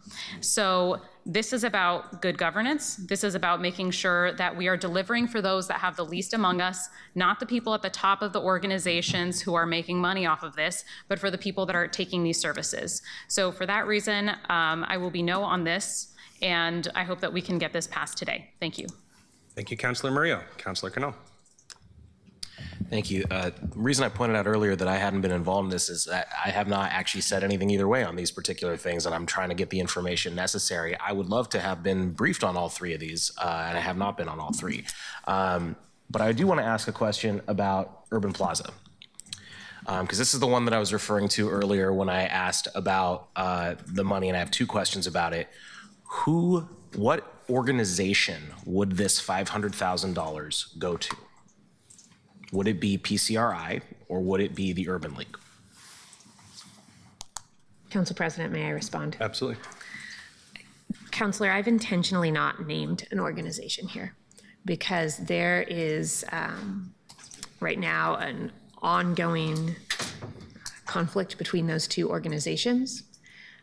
It is my understanding through conversations with the administration and with folks who are familiar with this conflict, that there's an opportunity for us to try to get the parties to work out those disagreements. My hope is that knowing that those projects or that building will need funding to get back online, that it will need funding to get back to a place of housing people. This is a building that exists that has not housed people in affordable housing units for, I think, going on a year and a half, 2 years now. My hope is that we can put some money on the table, call those two organizations to the table, and have some leverage to get to an agreement there, having put some funding on the table. That is why it is specifically earmarked for this property and not for either organization. Okay, I guess a related question to that would then be, this money's not going out the door the day this passes then, right? Like this money's going to sit for a little while until and unless something gets resolved there. Is that accurate? I believe so. And Councillor, I'll flag that we did at one point have a version of this amendment with more robust information that I think your team may have seen. The intent here remains the same. That version said that funds will be held by the city until the parties can come to an agreement on a path to bring housing units back onto the market, at which time funds will be released to whichever party presents that viable financial plan. That is something that I believe our partners in the administration looked at and thought was viable. Okay, I did see that, and I would have loved to have not necessarily that detail, but a little more here, because the third question I have is, it's been pointed out that this entire ordinance does not address the totality of the $137 million. And so my understanding is that whatever money is not allocated today in this in the conversation we're having today is going to sit, and that money is going to be unable to be spent because it has not been appropriated by council, except in the context of where some of it has been appropriated for NOFAs and things like that. But in other words, there's a opportunity to circle back for the rest of that money. And I believe and it's not gonna get spent by the administration. I'm getting a confirmation from Administrator Lee. Thank you, sir. So this to me just seems awkward because of the fact that we don't have clarity on even who it's going to. I felt pretty uncomfortable with an earlier item today because we didn't even know where we had an amount of interest described qualitatively instead of quantitatively. I think I'd like to know who the money's going to. And if the idea is that we're creating leverage to bring parties to the table, that makes a little bit more sense to me, but I want to understand that a little bit more before I vote yes on this. So that's where I'm at this moment. Thanks. Thank you, Councillor Canal. Councillor Zimmerman. I'm in the underlying after this. Okay, Councillor Smith. Thank you. I am not sure, and I'm not, we could actually put that piece into a contingency pot, but I think the other two are actual opportunities to fund some home ownership. And I think we need to do that. Thank you, Councillor Smith. Councillor Green. Am I the last in the queue? Councillor Canal is in queue. I got in the queue to suggest that we call the question on this. If I was the last in the queue, I'd just say, let's take a vote. Please be brief. It is 1:11 p.m. Thank you. Councillor Canal. Is there any other source of money or way to protect social housing from getting cut through this? Councillor, there is I'm sorry, Council President, may I respond? Go ahead, please. Councillor, as we've heard, there's a significant amount of money that we are not touching today. My intent in how I brought my amendments forward was to work within the confines of Avalos, Green, Murillo, Dunphy, I'm sorry if I got your names out of order, and to amend that proposal. My assumption is that we could put more money into the pot this is pulling from, or into other projects, or into a number of things with more time to do so. But I didn't want to start chasing those trails coming into this conversation. Okay, thank you for that. That gives me enough info. I will then have to vote no on this and circle back on that because there's money left over. Thanks. Okay, thank you, Councilor Canal. Seeing no one else in the queue, can we please call the vote on PG 3? Canal. Bertolini. Aye. Ryan. Aye. Oyama No. Murillo. No. Novick. No. Clark. Aye. Green. No. Zimmerman. Aye. Avalos. No. Smith. Aye. Dunphy. No. The amendment fails with 5 yes votes and 7 no votes. Okay, colleagues, we are now to the underlying Avalos, Murillo, Green, Dunphy amendment. Is there further debate? Councilor Zimmerman. I'd like to move Zimmerman 1, restores the funding as originally discussed, the Broadway corridor. Thank you. Councilor. Second. Second. Councilor Zimmerman moves. I heard Councilor Clark seconding. Colleagues, discussion about Zimmerman 1. Councilor Canal. I think the intellectually consistent thing to do, given what just happened, is to not continue to put money, especially because I believe there's still $4.8 million for Broadway corridor in here as well. Thanks. Thank you, Councilor. Something there? Councilor Zimmerman. Actually, yesterday, the Housing Committee removed $800,000 from it and turned it into a loan, which is a significant change from the original language. I'd like the city administration to be able to structure this the way that we'd originally talked. Can I just clarify? Your other amendment is changing the other half of that, right? The loan back to a grant? I'm considering. No. They both do that.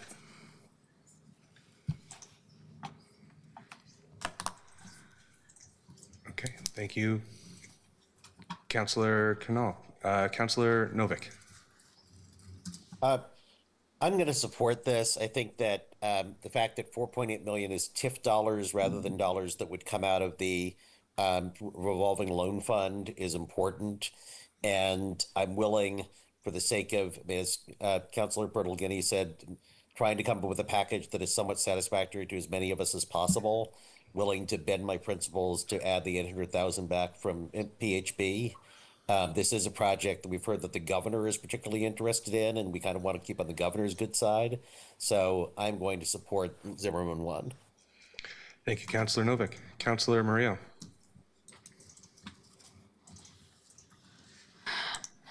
I'll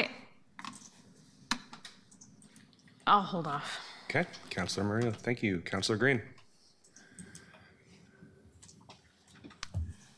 I can't support Zimmerman 1 because yesterday in the Finance Committee, I'm sorry, we don't have that anymore. It's dead. Maybe that's why we're in this problem. We first talked about this in the Finance Committee at one point, some version. In the Housing Committee, I supported removing the line item allocations to other named projects around the city. And I can't hold that position while also giving $800,000 of fungible money to a project that has been billed as offering apartments from 80 to 120% of the area median income. Those are not for low-income people. Sure, part of the capital stack will support folks at the 60% AMI level, and sure, it will help complete a parcel that does have deeply affordable units on site. But I can't, in good principle, keep the 800,000. And I just refuse to accept this proposition that a $140 million project is not going to pencil out because they got $800,000 less in public money than they're already getting. Well over 90% of the capital stack is public money. And so I know that there are requirements for what your maximum developer fee can take under our regulated statutes that caps out at 15%. So I know that these developers can go up to around $17 to $20 million in developer fees. They've only deferred 4. So if they want to complete this capital stack by deferring $800,000 more, that's up to them if they want to pencil this out. But I can't hold it. I can support, however, Zimmerman 2. Thank you, Councilor Green. Councilor Smith. Thank you. I will be supporting this, and I thought it was ridiculous of the Housing Committee to put part of this into a loan when we're giving the money out to everybody else. So for me, it makes sense, and I think there's a sentiment up here that business people are bad people, but it's okay to support the white developers again. And I'm listening to others who are going to do that, but it's not okay to just leave community-based organizations and developers on the sideline. I think this project needs to be funded fully. We need to do what we said we were going to do and stop playing games. We've been playing for 4 months. And the reason why you didn't hear about this, Councilor Canal, is because Council President put something on the docket to take my agenda item off. That's why you didn't get a chance to hear it. So I'm sorry that this is the first time you're hearing this today. But had I not put my stuff on there, you wouldn't have heard about that either. So this is another symptom of something that we should try to course correct internally as individual councilors. Again, I'm going to say this again. You all keep not voting for stuff. We have $137 million. Everybody's project can get funded. What is the problem? Thank you. Thank you, Councilor Smith. Councilor Koyama Lane. Councilor Zimmerman, can you explain to me the difference between your two amendments? The ask is $5.6 million for Broadway Corridor. That is a combination of two, so TIF money and $800,000 from the Portland Housing Bureau short-term rental, that subfund that we can use. That's the fungible, as Councilor Green mentioned. Yesterday's action by the Housing Committee turned the TIF dollars into a loan, and it removed the 800 so that the Broadway Corridor overall ask turned from 5.6 to 4.8. Zimmerman 1 restores it all back to the original 5.6, which is TIF and the Housing Bureau dollars. Zimmerman 2 restores the 4.8 as it removes the new language that was in place yesterday as a loan from TIF. It just restores it back to the original discussion of 4.8. I hope that clarifies. And if this were to pass, can you acknowledge if that would give, you could feel more supportive of the underlying amendment? Well, at violating, at risk of violating, of course, something that I like makes me more palatable to the overall underlying, but I can't obviously commit to voting on things ahead of time. I think I would go to many jails for that. Okay. Not just budget Sorry, jail. not trying to do that to you, But thank Councilor you. Zimmerman. But thank you for entertaining. I think people can see we're trying to figure this out. There's a lot of 6-6, and I would like there to be more than 6 or 7 people supporting this underlying amendment, supporting what we put in the TAO. I already said I don't love naming certain groups, but I also see that maybe there needs to be some sort of compromise. So I'm considering being a 7th, if that is needed. Thank you, Councilor Koyama Lane. Councilor Clark. Thank you, Council President. From my perspective, it certainly makes the underlying amendment more palatable. But what I wanted to say is that this is so much more important than just the housing aspect. This project, I mean, that vacant land has been sitting there for a long time. At one time, it was supposed to be the baseball project, and then that went away. And now we actually are putting in the infrastructure, the streets, the electrical infrastructure. It's going to unite the neighborhood with the train station. It's got so much more going on than just the housing. It's so important. It unites 2 neighborhoods across Burnside. It has so much value to the downtown, and I think the speakers who were here this morning were talking about the value of supporting downtown. So I'm definitely in support of these amendments. Thank you, Councilor Clark. Councilor Novick. Yes, thank you, Mr. President. Councilor Zimmerman, I just realized that I had noticed before that one of the funding sources you're using for this is the 2% transient lodging tax, which I support allocating entirely to the general fund. So I can't support this. I want to support this, but I just realized that I can't unless you are willing to strike that language as to that being one of the funding sources. Well, do you have an alternative, Counselor? Well, I think that it can come out of the, well, for one thing, that's this amendment to Avalos-Dunphy. It could come out of the $21 million revolving loan, et cetera, pod, which is not funded by the transient launching tax. I'm going to roll the dice as it is, Counselor. I think I have a better chance as it's currently written.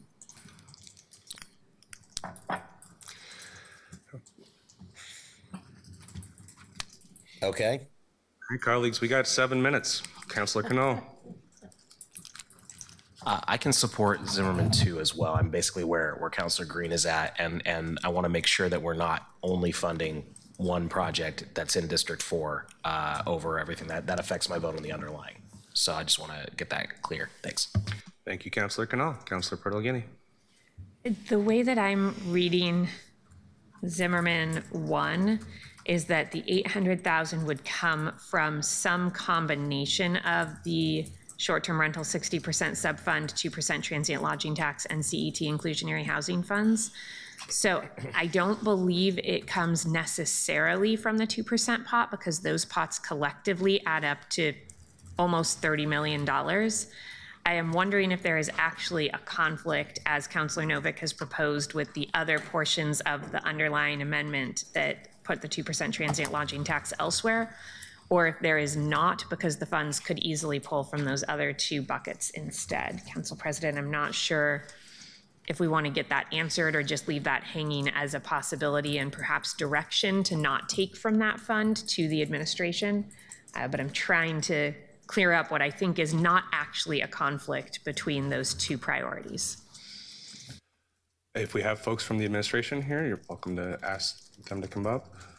Yeah, she's essentially right. It allows PHP to execute in the manner in which they most can, I think, because of that conflict that doesn't exist. DCA Oliveira, could you give us some assurance that the funds for this 800,000 would not come from the 2% transient lodging tax bucket? Thank you for the question, Councillor. Donnie Oliveira for the record. Councillor, when it comes to the makeup of the NOFA or any other program that comes out of this resolution, a lot of them just acknowledge the different funding types. So to answer your question, it's a color of money thing. We can strive to achieve that, but we're talking about a blend of different resources, and that's how largely many of our NOFAs are. So with the intent that the council just described, yes, we will aim to achieve that per the direction of council. Thank you, DCA. Thank you, Council President. Thank you, Councillor Pertolini. Councillor Murillo. I'm just going to note we have 5 minutes left, and I think we should get this passed today. The reason I can't do the $800,000 giveaway for Broadway is because I don't support that happening for any of the projects, similar to what Councillor Green said. I am supportive of Zimmerman 2 and would like to get a vote on both quickly. I think it is outrageous that we cannot ask a $140 million project to prove that it would be catastrophic if they had to pay a small amount of taxpayer dollars back. That is absurd. These people should be able to prove when they are getting free public dollars why they should get those free public dollars. Again, we are running out of time. We have 4 minutes left. Would love to do this, but I will be supportive of Zimmerman 2. Thank you, Councillor Murillo. Councillor Smith, are you still in the queue? Nope. Okay, thank you. Colleagues, seeing no one else in the queue, can we please call a roll on Zimmerman 1? No. No. Pertolini. Aye. Marion. Yes. Quayamaline. I want this done today. Aye. Murillo. No. Novick. No. Clark. Aye. Green. No.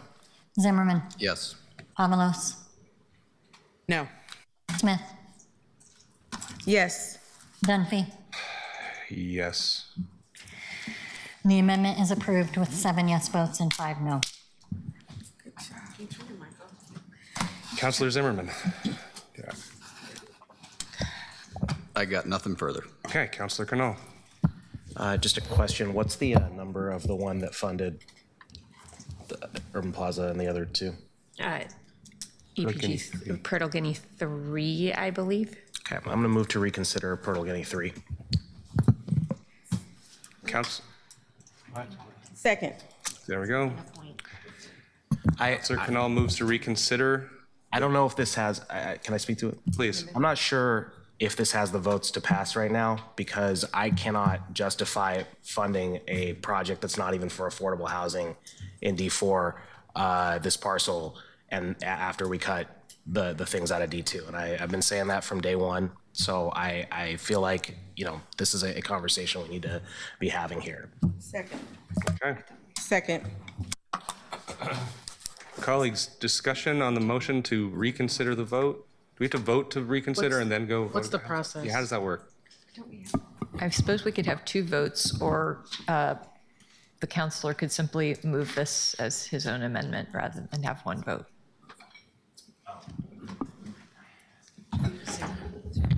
Can you give me a second, please? That he wasn't moving it.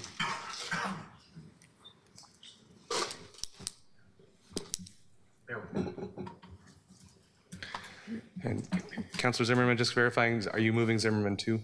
No, because Zimmerman 1 passed, and they're doing the same thing roughly? Gotcha. Okay. I'm just trying to understand what's occurring right now. I also. I'm out of the queue. I have not made it. I'm just trying to look into trying to look into 3 right now and figure out what to do here. Okay. Because D4 got something, he needs to show that. Okay. So are we,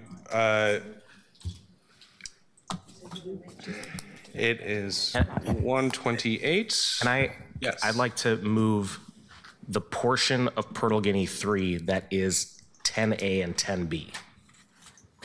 So, and exclude the lower part, the C. Council President, may I make a suggestion? Yep. I believe since this amendment has died, we can't move it, but that Councilor Canal could move to fund 1.5 million in gap financing for Self-Enhancement Inc. and 1 million in gap financing for Williams and Russell, coming out of some combination of the short-term rental 60%, 11.1 million, and CET and inclusionary housing funds 10.7 million for a total. My intention was actually out of the unallocated portion. Okay. Yeah. But I think you need to make that as a separate motion. Councilor, so moved. The unallocated portion that's not in this. Okay, so was that a motion? Yes. And okay, and this Second.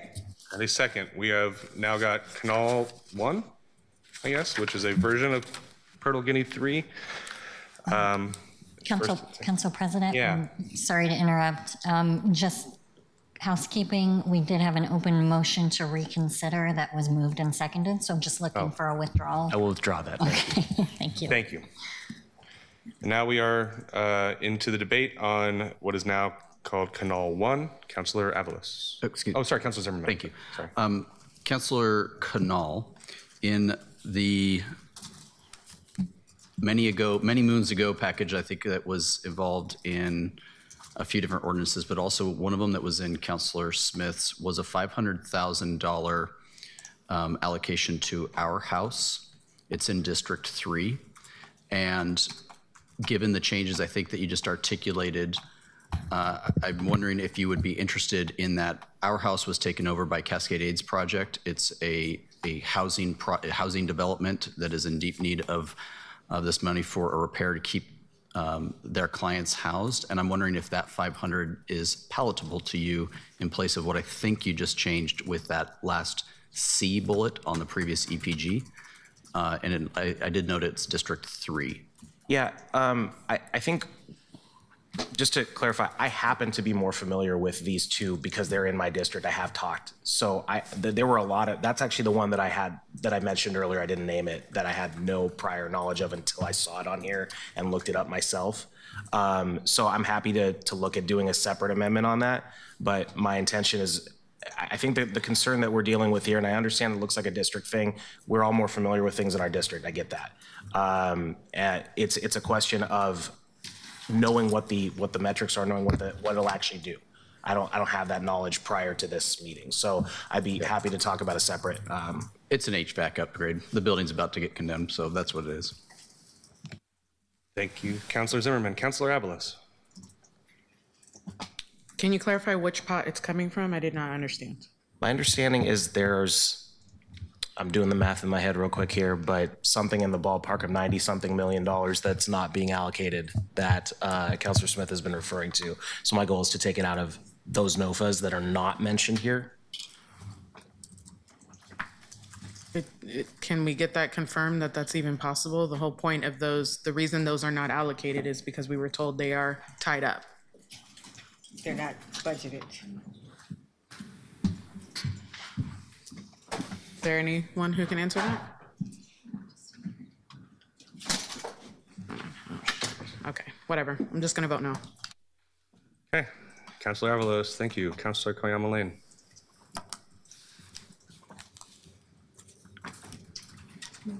I want to move to reconsider my vote on Zimmerman 1. We are in a motion right now. How do I do that? It'll have to be after our consideration of Canal 1. We'll come Can back. Councillor Canal withdraw his amendment if that means that she can reconsider, because that squares everyone? No, we are at 1:33. I need this to be done, so. We are at 1:33. Can we please, all right, I mean, you can move whatever you want to move. So we are in a motion right now. If Councilor Canal wants to withdraw that, he can. Otherwise, we are moving towards vote on Canal 1.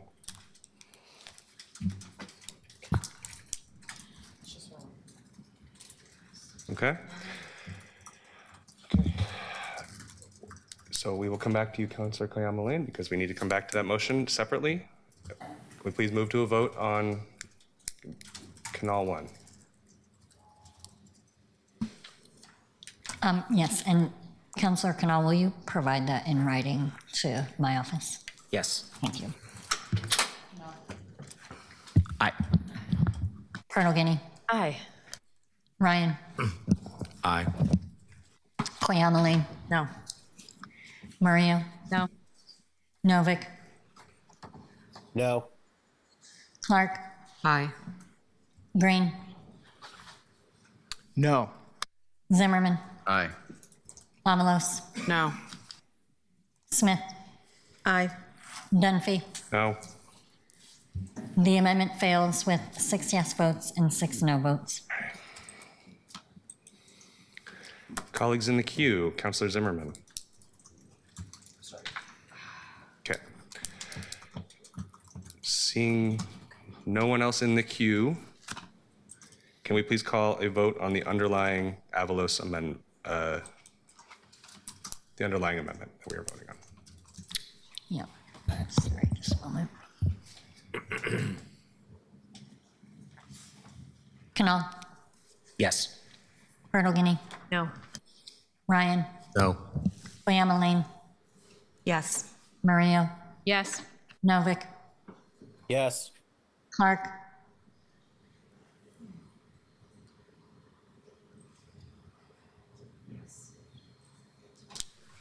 Oh. Yes. No. Green, Yes. Zimmerman, No. Avalos, Yes. Smith, I'm wondering, can people change their vote if they want to? They previously voted before we. Do this? Can we just finish? You are welcome to change your vote. Okay. After I vote, though, then it closes. No. There you go. Dunphy. Aye. The amendment is approved with 8 yes votes and 4 no votes. Colleagues, seeing no one else in the queue, seeing no other amendments present, I unfortunately have to very quickly lay some legislative intent on the record, not related to the housing component of this. There are 2 arts funding restoration requests in the Spring TOW. One initiative targets dollars that were committed to artists and creative activation in our city, but were not spent due to administrative barriers. When we set aside dollars, we have to get them out the door to folks to actually do the work. I'm glad to see this technical adjustment to the use of these activated funds to ensure that they can be used as intended. There is additionally, it was $1.6 million returned from the Arts Access Fund to arts organizations. Arts orgs saw a 44% cut to their city allocation from the Arts Access Fund last year due to legacy issues with allocation process between revenue and the Office of Arts and Culture. We received 28 pieces of written testimony in favor of funding return from across the spectrum of the Portland Arts orgs.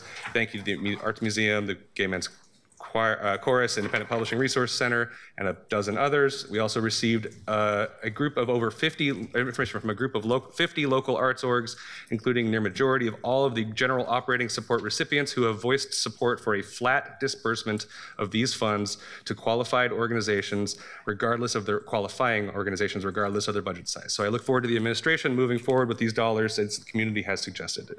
It's uncommon to have such clear articulation of priorities from arts orgs across the spectrum, and I'm hugely grateful to the collaboration between the Portland Arts and Culture for Equity and Portland Arts leaders. Your collaboration and clear articulation of shared goals is what allows me to champion your cause today.